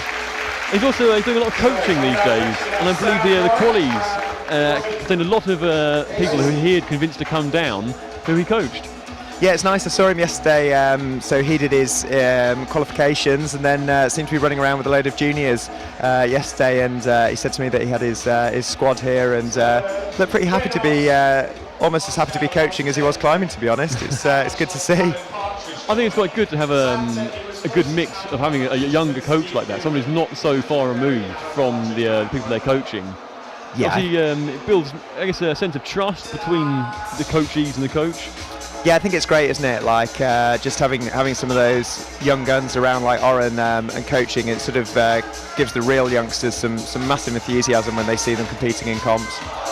There we go, Sam taking the same approach as Oren did, and again gaining traction but not managing to stop himself dead. The problem on F4 seems to be the move out to the large volume to the left that has the hold bolted on it. Seems to be just too far to be comfortable for a lot of the competitors. So they are having to look at doing things like Pickles coordination strike. Yeah, both these problems for men and women is very Unconventional tricky. starts. This may help Robin get onto the volume, but now it's a case of can she turn herself around as Sam flies off. I think he'll fancy he can hold that move, and we're going to see a few more very similar falls from him that way. Yeah, it's great to see Sam doing some comps. I think he's been known as sort of a strong climber in the Midlands area for a while, so it's good to see him here. So good to see Robin making it through to finals as well. Sam said to me he's actually doing quite a lot of outdoor climbing this year, which a lot of people don't realise with the competition climbers. They think they just train indoors for climbing indoors. He's been outdoors doing some pretty heavy sounding routes. There we go. Oh, he's so close. Yeah, I know that a lot of the comp climbers that are here, especially sort of the ones that have been around for a while, like Dave and Michaela, have sort of over the years spent quite a lot of time climbing out and about, and I think they find it helps them, particularly with sort of like the volumes problems and stuff that's really balancy and on your feet. It's definitely still a worthwhile skill to have as a comp climber. Robin's gone back to a more conventional approach to F4 here, having decided that the facing off the wall start perhaps wasn't the way to go. And Sam positioning himself. Well, he's in experimenting mode now, isn't he? I think he's gone back to, I'll try what I almost got to work a moment ago. Yeah, oh, it's close. Come on, Sam. You've got. Guy always looks like it's very fine. Like if you don't quite, if you give it too much beans, that's what's pulling you off. You're almost jumping yourself off the teardrop volume. Yeah, I think the competitors are probably finding that the holds are all right, and it's just a case of timing everything to work properly.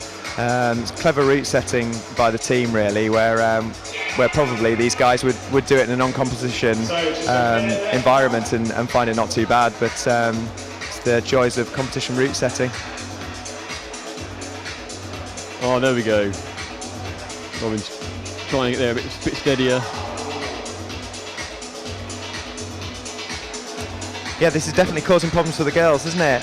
Trying to work through the maze of volumes to get on something that they can grab hold of properly. I think, as you mentioned, there's probably a fair amount of timing to this. What that hold on the white volume, the white hold on the volume, is a little bit far away.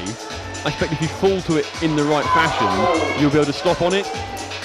Yeah, I suspect the route setters are probably looking for the girls to sort of palm onto that and push up, but there probably is an element of timing to get across to it, which I think Robin will figure out. But come on, Robin, pull on. Okay, let's climb up. Well done, I think Robin, towards the end of her well done, attempts, then she had maybe hit on an idea of getting the right foot up Now let's get onto the behind lower Sam. volume Go, first Sam. before trying to palm back, trying to sort of steady the core. yeah, I think she was doing well. I mean, she's still pretty young, and she's still sort of learning comp tactics, I would have thought, and she was learning as quick as she possibly could then. We'll probably see from some of the more experienced comp climbers, they might figure that out a touch quicker. Well, so there comes Max Ayrton and Ali Banwell, and we'll see what they make of these problems. Okay, so now we Jason have Pickles did Ali say and earlier that he Max. felt that M4 was going to be more up Max's street compared to sort of the balancy, quite fine M2. Yeah, Max is a good, strong outdoor climber. Like, yeah, he's definitely got a few boulder problems to his name. So, These two problems. so I suspect he'll probably move off the teardrop feature pretty well, and He's probably got a certain amount of timing just from the quantity of outdoor climbing he's done. Starting quite tentatively here, but I don't think there's any trouble. Oh, more volume problems. I think it's more he's working out what to do. You can see he can end up standing up, facing off the wall, and then trying to decide how he's going to get himself around. Yeah, I think he was probably thinking too much about what his hands were doing and where he was going, and forgot to put his foot down then.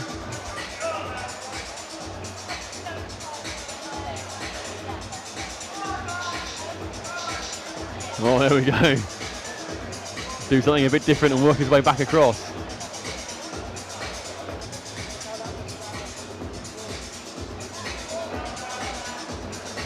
There we go. So Ali's taking the approach now that Robin took right at the end of her attempts of getting the foot up first. Obviously, it looks like the danger then is whether or not your body rides up too much to make the right handhold unusable.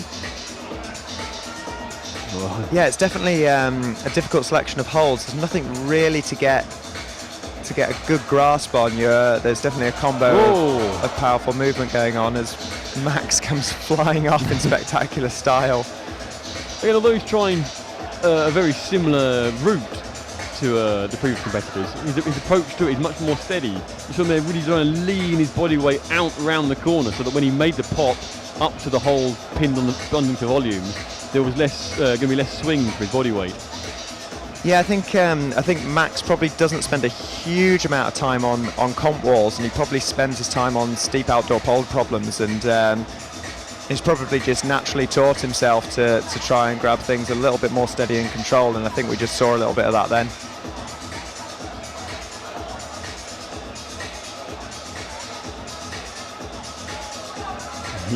You can see the cogs turning here, can't you? He's eyeing up different parts, trying to work out what to do, and ending up back at the same position. Yeah, it's great for the crowd. You can see straight into the eyes of the competitor, which you don't get to see most of the time. You can see that the way he's trying it, releasing that back foot is going to be killer. So now he's trying something a little more controlled, even if it was a lot stronger by being a full extension like that. Whereas Ali's, I think, persevering with the same approach, going to try and get the right foot high before going out backwards.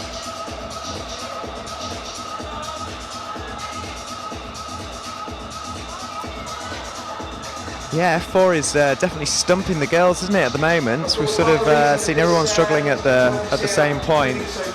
Hopefully Ali can just get through the problem-solving process quick enough. She's got 40 seconds left on the clock.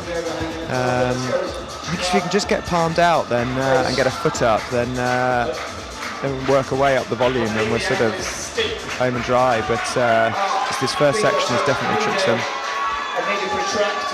So both F4 and M4 are on the steepest part of the wall.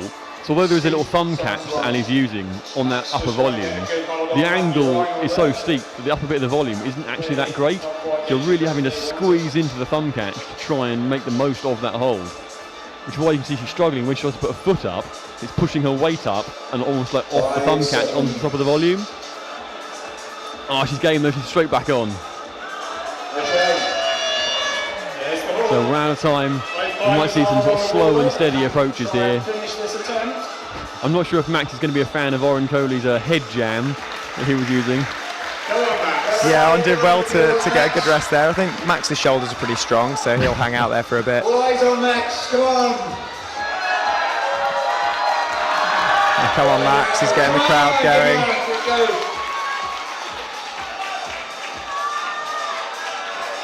What do you think? I think he's going to go back to trying to turn out and spring up.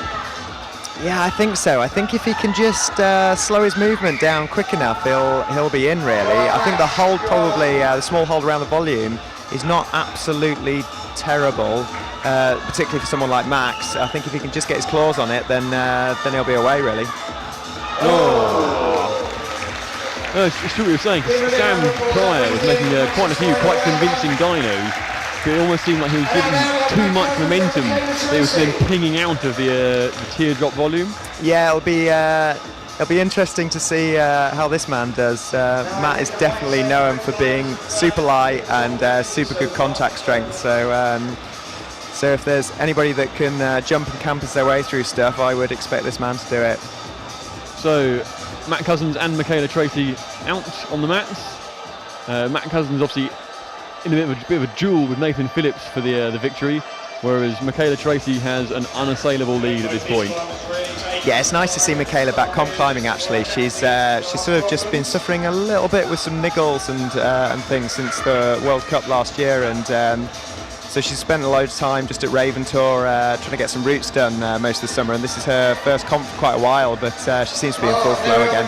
Made short work of the bit from stimmying everyone else so far, and exactly the question you said. She palmed back onto that hold, brings up for a thumb catch, up onto the volume, controls the swing, and there you go. Nice one, Michaela. Big smile. Really very proud of herself. Well Oh, you're not wrong. I spoke to Michaela this morning, and she was explaining that she was injured for a fair portion of the start of the year. And yet in spite of that, if you look at her performances on the World Cup, it's that she's repeatedly making the semis. And she was saying that she felt like she was getting to that level quite comfortably, but it was just having been injured, pushing beyond that to really sort of challenge for the big moves. Oh, it's close by Matt. Then he's definitely on it, and he's a pretty light, strong guy. So I think if he can just get some good contact with that left hand, he's gonna be good, really. Yeah, it's interesting with Michaela. I think her upper back seems to have been giving her issues, and I think as far as sort of World Cups, if she can just get a good season or a good couple of seasons under her belt, then we'll start to see things from her. But just know that she's struggled with a little bit of fitness. But it would seem that going to Raven Tour for the summer has helped her comp climbing, which is great news. It's always it's good to encourage, because obviously there is a generation of climbers who are growing up now who have got more access to indoor climbing than anyone's ever had before. But the appeal and the worth of outdoor climbing is being shown through people like Michaela Tracy. Yeah, it's good. It's an important. Come on, Matt. Oh. Yeah, I think outdoor climbing is still definitely an important part of the sport, and I think a majority of these comp climbers are still heading out a lot of the time, which is great, and we all get to see some nice pictures on social media. So can't be too wrong when we're all sat in our offices. We have a posse of local climbers out and about right now. They're up in Northumberland, I believe, climbing with the Lawson boys. Yeah, so it's nice that the Lawson boys. Oh, there we go. Come on, Matt. Oh, there we go. Come on. Come on, Matt. Oh. He knows. He should have held on there. It's a big mistake from Matt. Normally, once he's got hold of stuff like that, he doesn't let go. But he's got time. Going straight back in here. I think this is a bank go. In the case, if he gets this wrong, he knows he'll have time for one more afterwards. Yeah, his arms aren't struggling yet. He's got loads of time. Come on, Matt. Brushers rushing in. Well, I can't bear this. So just under 20 seconds left on the clock. This will probably be it, barring anything disastrous happening really quickly. But Matt does now have the psychological edge of knowing that he can hold that move. Yeah, Matt's a pretty regular setter as well in places like Mile End down in London, and I know that he'll have probably put holds on the wall in very similar patterns. So he has a pretty good understanding of what's required. Luckily, he's also stronger than most of the guys in the country on this type of terrain. Oh, super close by Matt. He'll be kicking himself for making a small mistake. I think his reaction when he came off and dropped to his knees, his head in his hands, he knew that his best attempt had been that catch, and everything thereafter was almost like chasing to catch up to himself without being rested enough. Yeah. Well, he's got another problem to. Oh no, sorry, we're on M4. Sorry, I've got ahead of myself. So final problem, and we'll just see where the results sit. So Dave Barron's, Francis Bensley out. Whether or not Francis can make it through this tricky bottom section in the same way Michaela did, we shall see. talking about strong people and like holding compression moves. I think Dave Barron's, if he gets a good grip on that teardrop volume, he'll stop any body swing. Yeah, it's great seeing Dave back out. He's almost old guard of comp climbing, British comp climbing nowadays, and he still makes all the youngsters try hard for it. And he's still such a powerful climber. Really, it's great. Jason suggested that perhaps only Gaz Parry was probably more experienced on sort of the regular comp climbers in the UK than Dave Barron's. Yeah, that's probably true, and that's definitely fair comment. I think. Yeah, him and Gaz have definitely got the sort of British mileage in as far as comp climbing over the years. So and it's nice to see here. He was saying he was really pleased to make it back here because he just really likes Mike and the highball crew, and feels this is sort of one of the best competitions in the UK. Ever since highball shifted to a zonal setting, we've had Dave down a couple of times to set things. Obviously, because he is a shorter but much more powerful climber, his routes do tend to be quite a change up for people who maybe are used to having to sort of make dynamic springs to things, or the more sort of complicated Rob Napier type problems. Dave Barron's gives you something you know is going to be a bit burly at some point. Yeah, I think this is the joy of sort of having such a good route setting crew that we have in the UK nowadays. We sort of are able to have access to all these guys, and everyone gets super high quality problems in centres all across the UK. Dave seems to be inching closer. Each time looks slightly more convincing than the one before. Chalk bag off now, it's going to make all the difference. Shedding weight. I think he just fed up a landing on it, to be honest.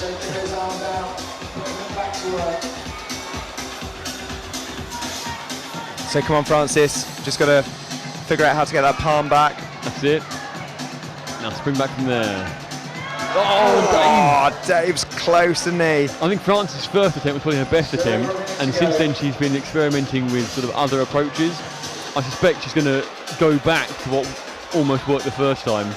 Yeah, I think in some ways Michaela sort of is very good at just going for something and sticking with it and making a strong decision about stuff, and yeah, comp climbing's about changing it up and making sure that you solve the problem. But I think if you can see a method, there's definitely something to be said in to keep trying that. Oh, close. Oh, Dave Barnes looks so close on this. We're 30 seconds left, and he's going straight back in. So again, much like Matt, he's almost banking an attempt, knowing that if he slips off with this, there'll be time to spring back on, have a little break and re-chalk. Come on, Dave. There we go, Francis resorting back to the... Oh, that's the move. It's almost like locking out the palm strike at full extension whilst your body is sort of further forward than both your hands. There's a great deal of tension across the chest and the shoulders for that move. Francis pulls straight back on. Both competitors on the wall as the time runs out. Showing great commitment. Yeah, you need strong shoulders for this women's problem. I think the way that Francis sort of toppled off that shows that she's given it her all, but she's burnt out. Yeah, I think the competitors are pretty tired by now. They've done a lot of problems. Oh, there we go. They've also rocking the head jam. It's impressive, Dave, but Orange trademarked it. I can't say that. I think head jam is probably rated somewhere around fist jams for me. Oh, well done, Dave. It's a good effort. It looks a little bit tired of this comp than we've maybe seen him in the past. He's put in a sterling effort, but not going to be his year for taking the podium again, I don't think. During the qualifiers, there was a small sweepstake running on who we thought was going to hand their scorecard in between Matt and Dave. They both seem to be flying around, almost doing like 4x4s on the comp routes. Yeah, all the top guys particularly did seem to get through qualification rounds in an amazing rate. None of the problems seem to cause them any issues really. So Tara Hayes and Nathan Phillips out now. Tara already getting stuck in and looking close to sticking that sort of the palm strike back to that one on the volume. And it's interesting on the M4, Nathan much like Max and Dave, on his initial attempt, is trying the slow, gradual lean out and round. But I suspect we're going to see him resorting to the more conventional facing into the wall, dynoing back for that hold on the volume. Yeah, I've just watched Tara then have a first good whack, and she was straight in with a palm and then pinged off and straight away rubbed her shoulder as a sign that you need some stern shoulders on you, I think, to press that palm in. Here we go. Look at that string. Oh, come on, Nathan. Oh my goodness. He knows he's close. He's got a big smile on his face. You're saying Tara rubbing her shoulder. I think the problem with the F4 is because it's just a little bit too far away, the ladies are having to fall onto it with the arm locked. So if they then don't stick it, it's almost like bouncing back into their shoulder and pushing them off. Yeah, I think that's what Tara had just found then. I think it almost like jarred her shoulder as she leant back into it. So Nathan now knows he can hold this move. I think he's going to have quite a long rest and actually have a good think about, okay, I do this, can I quickly like whack a heel in the volume, get up to the bonus hold? Is there somewhere further up to have a little rest? Oh, there we go. Tara's methodically done it, she's holding it strong. Come on, Tara. Pop up to the bonus. That string, obviously didn't hold the shoulder too much. That's a strong move. Come on, Tara. Go. Oh, come on, Tara. See it home. Where's she going for the feet? Are we going to get our second top on F4? Yeah, she holds it. Feet on. Yes. Oh, big high heel. And match finish. Great finish for Tara. Good effort, Tara Hayes. It's great, great finish. It really showed that on some routes the crux can be really low down. Well, here it's almost like the second move. So sticking that palm strike is what's mattering. And once you get that, it's almost like up you go. Just be careful, be secure, and believe in yourself, and up you go. Yeah, Tara's still pretty young, so she's definitely getting stronger and stronger every year that we seem to see her in the comp season. So yeah, let's see what she does over the next few years. Come on, Nathan. There we go. Well held. Can he get the foot up here? Take some pressure off that right hand. There he goes, up to the bonus. Come on, Nathan. Let's make it a good finish for all the crowd. Uncharted territory now. No one's been this high. Here he goes. Fall from the top. Will he take that wing put on again? Is he going to pull on, sit down, or is he done? No, he's chalking up. No, he's got to get back on, hasn't he? Even if it's just for the crowd, he's got to get back on. No, I'm pretty sure that bonus has sealed the deal, so to speak. But there's personal pride, and the way the crowd will go off like a rocket if he makes this. I think his bottom bit might be quite slow and relaxing. Save the energy. He knows the top's a big move. He knows the dyno's a powerful move. More forehead barring here. Again, this is what Mike was talking about, the advantage of 4 minutes plus over 4 minutes dead. Yeah, I think there's quite a lot of people that like this system, and I mean, I think we all understand the reasons why it's been dropped for the World Cups, but it's nice that that Highball have brought it back. It's definitely great for the crowd.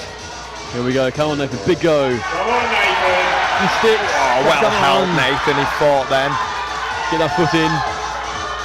Yes. Up to the bonus. Come on, Nathan. He's comfortable. He knows he can hold the next one. There's something about what he can do with his feet to try and make the big move up to the finish. Are we going to get the flash? Come on, Nathan. Oh, what drama. He holds it. What effort, right at the finish, right at the death. Cuts loose inadvertently, holds it, swings back on. It's brilliant. It's nice great ovation from the crowd. Nice to see him win this year, and that was a good sterling effort on that final men's four problem. They know he's busting a gut on that last attempt. I think, as you said, by the end of it, a lot of the climbers did look like they'd actually been through a lot of climbing this weekend. Yeah, it's a massive weekend of these competitions. Like by the time you've been through qualifiers, and then you've sort of got into the full competition style climbing on the comp walls. You're gonna be pretty sore, I think, over the next few days.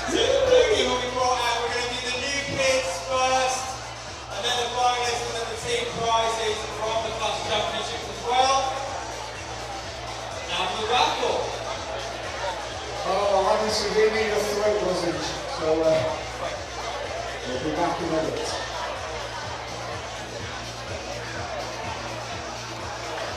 Okay, well, that's all the climbing done.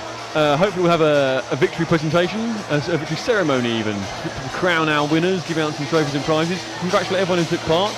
There will be some moments of dead air around here as we try and collar a few of the competitors to come up and have a chat, see how they get on, see how they felt with the routes. So do stay with us, keep your volume on, and we'll get back to you and let you know what's what. Obviously, I'd like to give a big thanks to all the people who've joined me tonight. We had Tommy Matthews, young competitor, who unfortunately didn't make it through.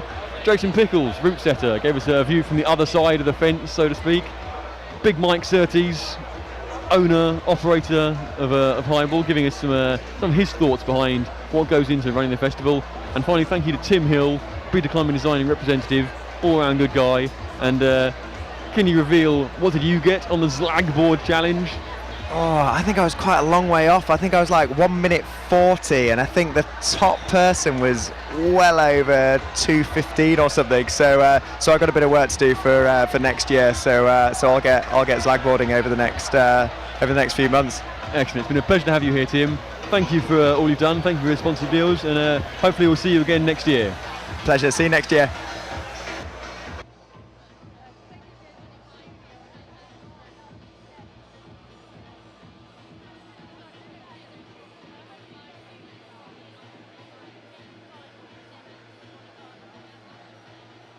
Has everybody got their raffle tickets?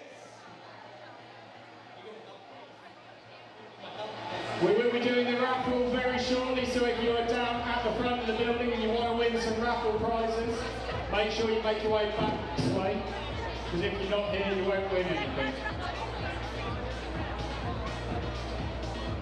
Right, okay, so the raffle prizes, thanks to DMM, Rab, well, what have we got here? DMM, Rab, Black Diamond. Tanaya, a box of Tanaya every time. The Tony brushes, the Tony, Highball annual memberships. Evolve brushes. If anybody wants to buy more raffle tickets, apparently people are still buying them, so a couple more minutes if you want to buy them. Please make sure you do buy raffle tickets. So right now the raffle prize is being decided. Again, all proceeds from the raffle are going to our two charities, Climbers Against Cancer and the East Anglia Air Ambulance. This will be followed by the presentation ceremony for the winners in male and female categories. I'll quickly run down the final positions. We can't actually bring you graphics of the final scores, but that's no worries. So Robin Casey was in 6th place for the ladies. She topped one problem in 3 attempts. Narrowly edging her out was Ali Banwell, who also topped one problem in two attempts.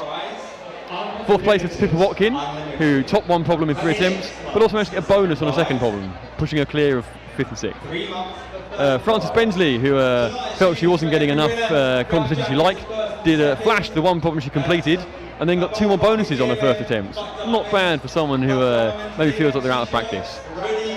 Tara Hayes, a very competitive 2nd place, 2 routes in 6 attempts, and a 3rd bonus, which she really ground away for. But a runaway winner for today in the female category is Michaela Tracy, topping all 4 problems and flashing 3 of them. That's quite a convincing performance, especially, as we mentioned earlier, for someone who spent half the year injured. On the male side, Max Erson was 6th. Unfortunately, all the routes eluded him. Sam Pryor, fighting 5th, top one problem, took 3 attempts, and managed to get a bonus on the second. Orin Coley managed to improve on all of his previous appearances here. 4th place, 2 tops and a single bonus. Last year's champion and runner-up the previous 2 years, Dave Barron, slips down to 3rd place, having topped 2 routes and getting a bonus on a 3rd, but taking less attempts for his tops than Orin Coley did. Matt Cousins still seeking the elusive win here at High Ball on the Big Flash. Comes second with 3 tops. But Nathan Phillips returns to his position at the top, having won 3 out of the 4 Big Flashes now, with 3 tops in 4 attempts, and getting the bonus on the 4th on M4 at the end there, and almost completing it. The ceremony will be coming up shortly, so stay tuned.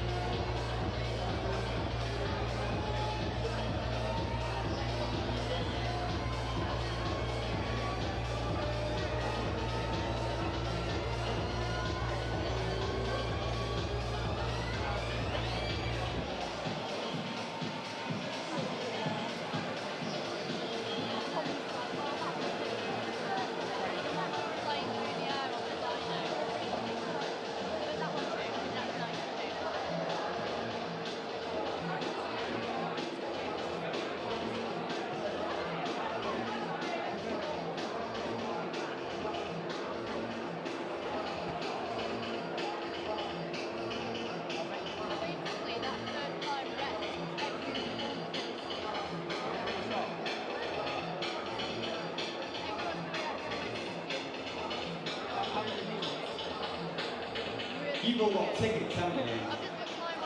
Yeah, cool. How many tickets have you got, Kieran? So on the mic there now is Mike Surtees, the man behind High Ball, getting ready to call out in the raffle. With lots of eager young raffle ticket holders down the front there. Whilst we wait for the ceremony to begin, I'm just going to run down the say thanks to some of our many sponsors in the festival. Obviously, DMM are the main sponsor of our comp pool here. We've had Tenaya and Vertical Life through Beat Up Climbing Design being the principal sponsors. As we mentioned earlier, JP True Agricultural Recruitment and DPD Local did provide the hog roast. We've got ABK Clothing, Prana Clothing providing clothing sponsorship.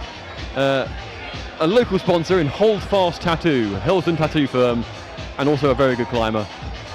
Holes provided by Axis, Lapis, Captain Crux, Blaustone, Squadria and 23 Holds. As Mike did a very good job of mentioning, thanks to Blocked and Dark Ventures for providing the volumes at very short notice. Massive thank you to Beeston Brewery for providing the brews. And of course, a nod to our notable charities, Climbers Against Cancer and East Anglian Air Ambulance.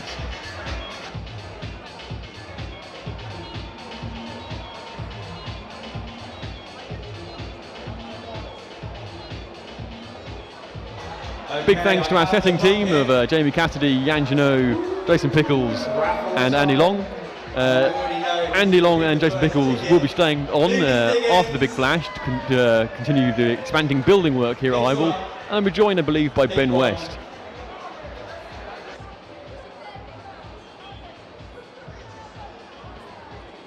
The winning ticket is blue.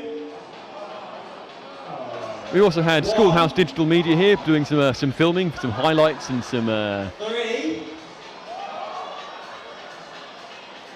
Alongside whom we had Chris Ridley Photography, taking all the fantastic stills you'll see being plastered up on our site.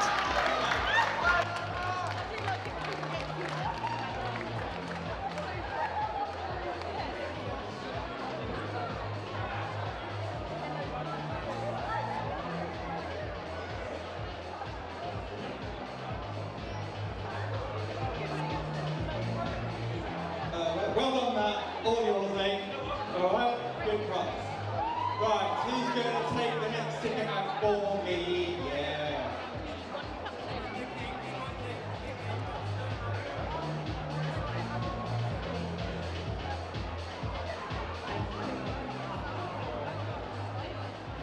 The second ticket is orange. It starts with the number 6.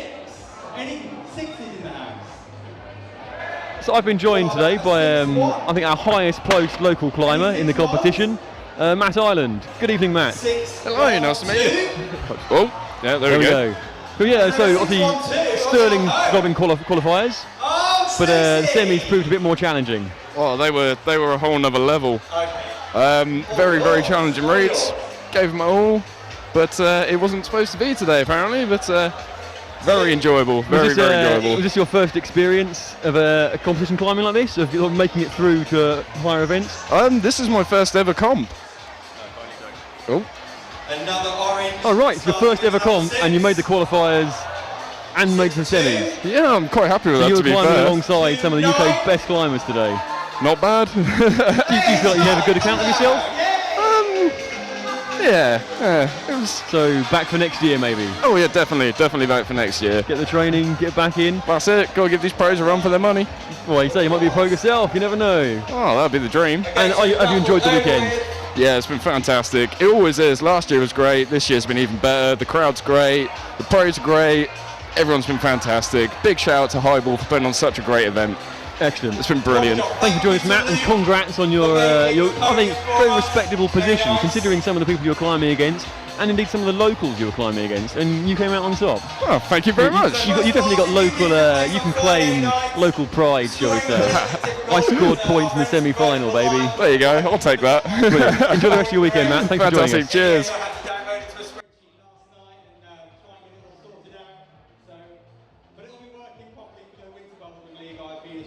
So, the new Kids Big Flash 17 official results, which do include bonus points, because Leah and Nikki sat in the office adding them in this afternoon. So we have senior male and female, veteran male and female, Youth A, Youth B, Youth C and Youth B Plus. And we have checked some of the Youth B categories because there was a spelling error, so we've moved some people around. So, first up, senior females, if they're here.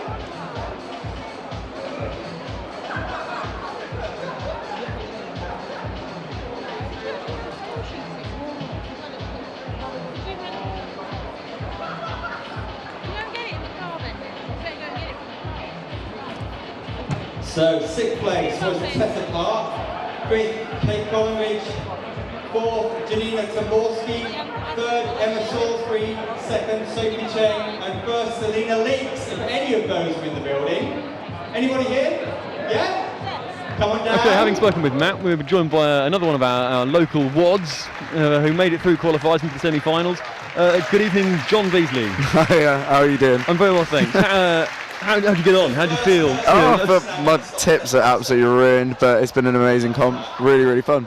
So you went to the Summer Leagues and the Winter Leagues here at Highball and make a good account of yourself. Did you feel pleased to make it into semi-finals here? I got through on a technicality, so I didn't feel that pleased this morning, but came 13th in the end, so did all right. Don't mention those technicalities. Yeah, so jumping up to 13th. It's a strong field. It was good fun. It was a really good set, and same with the finals this evening. Really crowd pleasing. So great fun for everyone. I think you'll be back next year looking to improve? Oh God, yeah, absolutely. It's a fantastic event, so I wouldn't miss it. Excellent. And your training plans, do you think, involve a steady mix of being indoors and outdoors? Oh yeah, definitely. I'm going to try and get outdoors as much as possible. Grit season is just approaching, so. Cool. Yeah. Any particular targets you're lining up? Sorry? Any particular projects you're lining up? I've really got none in mind at the moment. I think Raven Tour's on my tick list for the moment. I've really not climbed enough there, so. I really believe you've been getting in a bit to your trad climbing with another local WOD, James Pratt. No, not at all. No. Not trad? Not trad for me. Sorry. Lead? Yeah, lots of leads. There we go. I've been missing form. Yeah. Had a great summer in Kalimnos. It was really good fun. Brilliant. Yeah. Excellent. Well, I'm glad you enjoyed the weekend, John, and well done for a strong performance. Hope your fingers heal up, and we'll see you again next year. Cheers, Charles. Thank you. Rock and roll.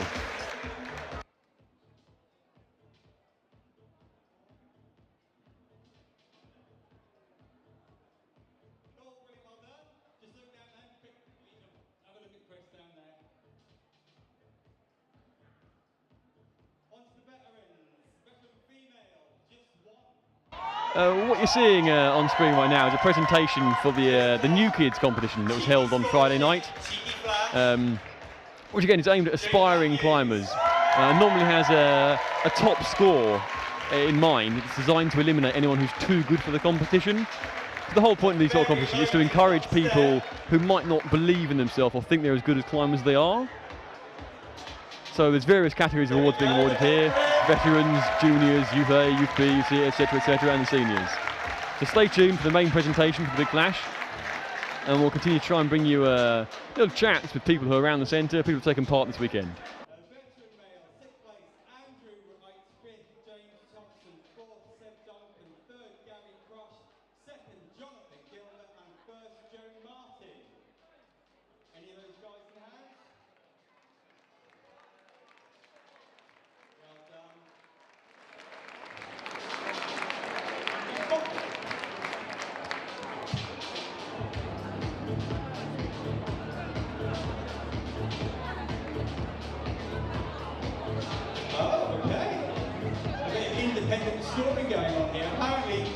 Jack Top Gun, so the winner, Jonathan Gilbert, top 10.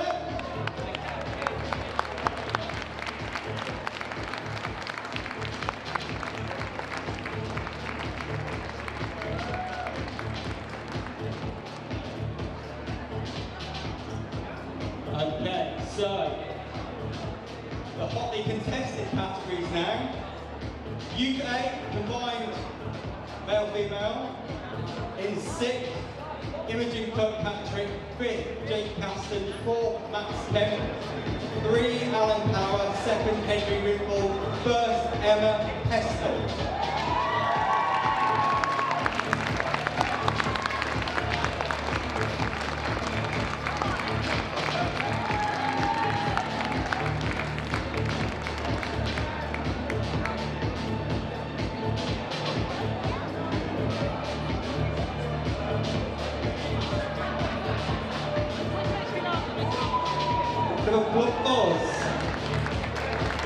One thing I think is becoming clear as we go through these new kids golf presentations is that perhaps the podium isn't the most steady, as it says on the mats there, which could make things a bit interesting once the heavier senior climbers get on there and possibly jump on with a bit more exuberance.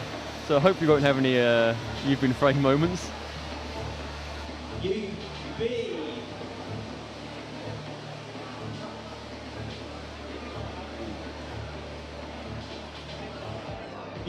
in reverse order. Elliot Tempesta, Jack Barrett Kelly, Dylan Purge, Lydia Benjamin, Hannah Brown, Finn Alderson.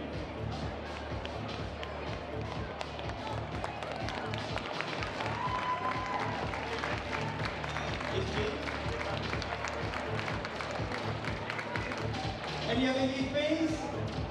One more. Brilliant.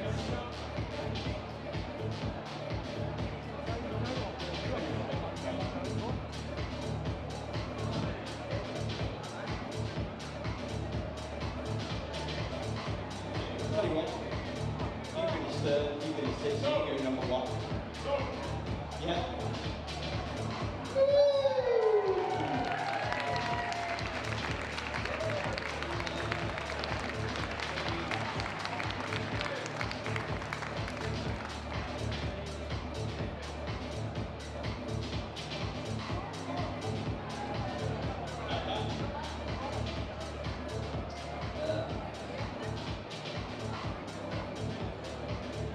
So again, whilst we wait for the presentation to get underway, I've been rejoined by our early commentator, Tommy Matthews. Welcome back, Tommy.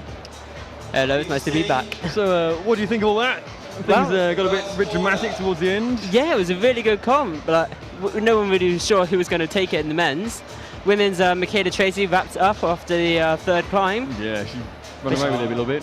Yeah, but she did really well, like looking really strong, and again, good to see her without the tape on. What's your take on the problematic F3 that really did seem to sort of part the pool, so to speak? Yeah, I gave it a go afterwards. It's really fun. The blobs are very difficult to hold. There's not much on them, and being really new, they're really sharp. But yeah, it was really good. I think it was quite a good splitter, meaning that we did have a champion who's ended up having a top, a bonus, and then the rest of the field struggling to get up there. But it was good to split it. Did you, had you encountered these holes before? Because Mike was saying earlier on, he seemed to think there's some holes in F3 route that haven't been used in the UK before. Yeah, so the big long one, which is the bonus hold, that's being used quite a few times. It's quite a popular hold now. It's getting more popular. The lower holds towards like just before the bonus. Is that walnut whips or meringues we're referring to them as? We're referring to them as the walnut whips or the meringues. Yeah, that actually works quite well. Yeah, they're quite new. I think they were using the Quiff this year. Oh right. In the women's climbs, it was the red one on the far right. But I think the bottom ones are, yeah, again, new to the UK. So it's good to see holds being used more and getting introduced and slowly coming back in. I think they're all ex-cult though, holds. What do you think of M4 with this sort of weird, like directional change start into a dyno, into a bit of a campus? Yeah, no, it was really interesting, and they got the crowd going, definitely. I think Orin's forehead jam may have had something to do with that, of resting the body by planting his head on the volume. Yeah, definitely. You need something like that in these competitions to get the crowd going. everyone had a good response to it, and that's what you want at the end of the day. I feel a bit cruel saying this, but did you feel like you really want to be out there seeing some of these finishes? Give you the hunger to come back next year? Yeah, I definitely want to come back and hopefully get in the finals next year. It was really good to watch, good to see how people conduct themselves in it, and hopefully that'll just help me with competitions in the future. It's always something you can learn. As ever, you've conducted yourself smart and sparklingly well, Tommy, so thank you for joining us, thank you for your insight. Hope you enjoy the rest of the weekend, and we'll see you next year. Yeah, thank you very much. I just want to say before I go, congratulations to my mother, Jane Matthews, winning the Veterans competition in the New Kids. It was like the first time in proper climbing, and she managed to win. So first time? Yeah. No, not bad. Yeah, not not it's bad. rubbing off in it seems. No, yeah, it seems to run in the blood a little. Oh, well, yeah, congratulations are in order then. So. Yeah. Well, thank you for having me. And all the best, Tommy. We'll see you next year. Cheers.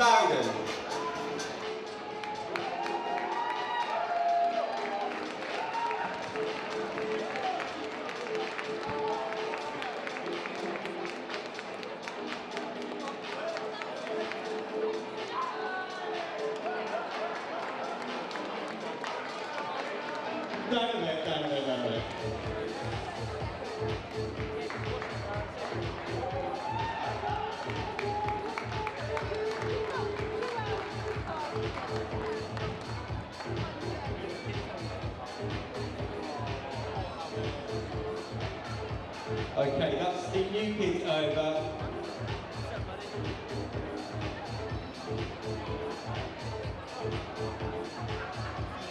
So next up, the team events for the qualifiers. So having gone through manually all the score sheets, there was only 4 teams that qualified. There was 2 youth teams and 2 senior teams. One of the senior teams is made up of youths, but they didn't have enough per category to qualify for youth, so they've gone to senior. So we'll do youth teams first, over there here. So youth team, members of Stop Flashing came second, and the Crux Busters were first.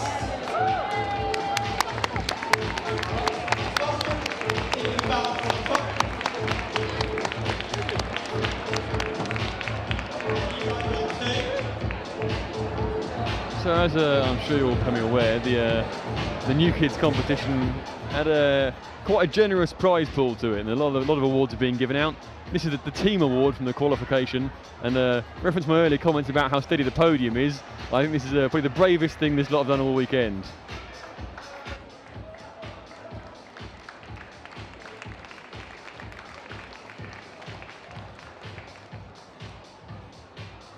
Okay, the senior team in second place was the High Ball Squads, and in first place was 300/200.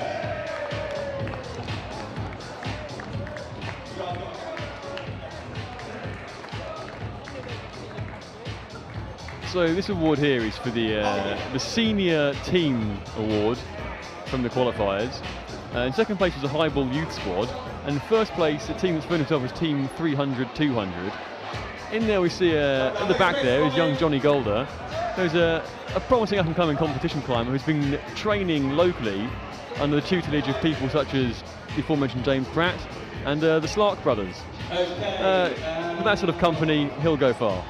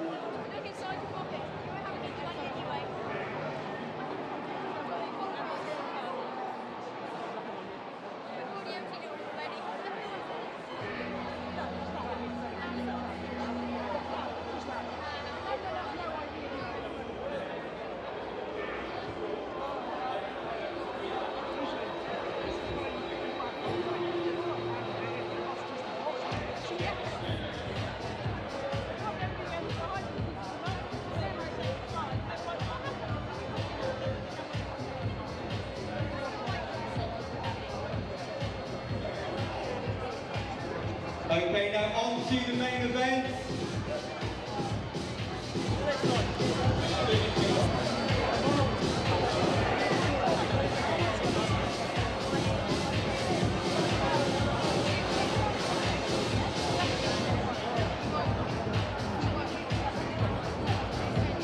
Okay, first we're going to have the female finalists. In 6th, Robin Casey. In 5th, Pippa Watkin. In 4th, Ali Banwell. In 3rd, Frances Bensley. In 2nd, Tara Hayes. And top step to Michaela Tracy. So here come the ladies. Obviously, just to reiterate, I'll run down the top 6 in reverse order. In 6th place, Robin Casey. In 5th place, Ali Banwell. 3rd place, Frances Bensley. 2nd place, Tara Hayes. And in 1st place on the top step, Michaela Tracy. Having safely dominated the event. Oh, bear with me, hang on.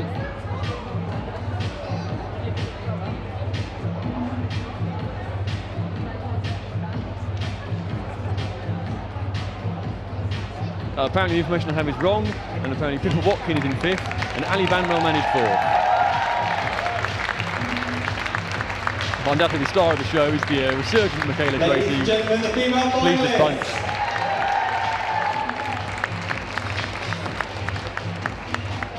And last but not least, the male finalists. Another tight contest tonight. In 6th, Max Ayrton. In 5th, Sam Pryor. In 4th, Oren Coley. In 3rd, Dave Barons. In 2nd, Matt Cousins. And in 1st, again, the 3rd time in 40, it's Nathan Phillips.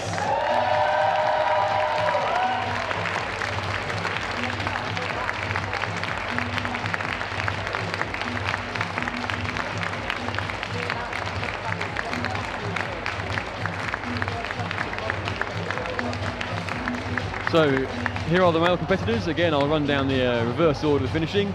With they are right to left on your screen, with Max Ayrton 6th place being just down a shot. Sam Pryor in 5th, Oren Coley in 4th, Dave Barons 3rd, Matt Cousins 2nd, and Nathan Phillips reclaiming his highball championship for the 3rd time in 4 years. Right, so last but not least, the thank you. So we have once again Vertical Life, who have learned a lot this weekend about a comp scoring system, and they're going to learn some more next week as well. But it's pretty good, to be honest. TMM for sponsoring us every single year with this amazing pop wall. We painted it this year. Do you think it looks good? Cool. Tanaya, once again, coming on board. So it gives me great pleasure now to be joined by one of our winners and probably the star of the show this year, Miss Michaela Tracy. Congratulations, first of all. Very well done on a strong performance out there.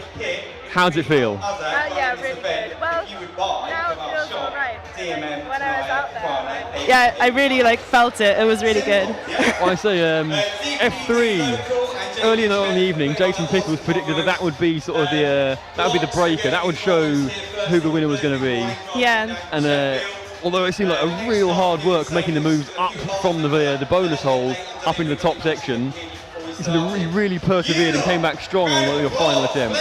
Yeah, so the first time I was like, oh, I just missed it a little bit. Like, next time I'll do it. And then got up there again and was like, oh, this is actually really hard. And then I somehow managed to sort of contrive something when I had toes or heels around the volume. And I really had to try to get the next hold after the bonus. But yeah, after that was all right. But it was really good. Like, it's good to have to try, to have to fight that hard. Like, that's why I do competitions. Jason again did say that the M1 and F1 were almost like an introduction, and things were going to seriously ramp up after that. Yeah. So coming on to the really burly F3, having done the very precarious F2, and then sort of very dynamic F1. Yeah. Is there anything you're particularly pleased with this weekend? Well, F2, I think actually that was one of my favourite problems of the competition, because I really like those delicate slab problems, and it really set me up well to go into F3 feeling confident, because I think I sort of danced up that quite quickly, and then a few other people spent a bit longer on it, so I was like, okay, now I just need to concentrate on doing the rest of the problems. It took some of the pressure off. Brilliant. obviously you performed astoundingly well this weekend. Until people have commented, considering, as you mentioned to me earlier today, how injured you were at the start of the year, this is a real sort of you've come back and comfortably gone, yeah, I'm in good nick. Yeah, it was definitely nice to like come here and feel like I'm able to perform on this level of boulder problem again. And I mean, there's still a few things I need to iron out. Like there was definitely one move in the semi-final which I felt like was really bad for my shoulder, basically. I need to maybe see some people when I go home.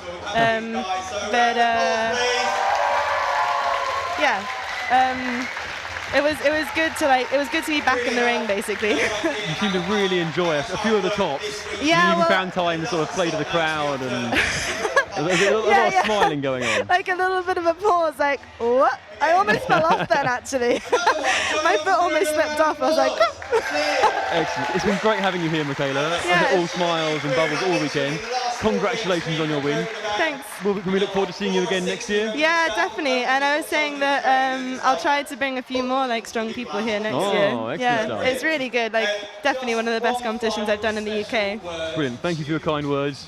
All the best for the rest of your year, and hopefully we'll see you back in the future. Thank you, you. Michaela Tracy.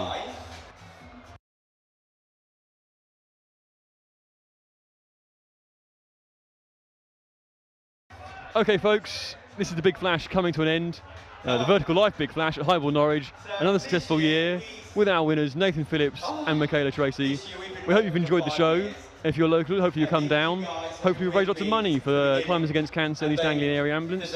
Thank you once again for all our sponsors, all the volunteers, all the crew who you can see on screen now, being congratulated for all the hard work they've put in the last 3 days.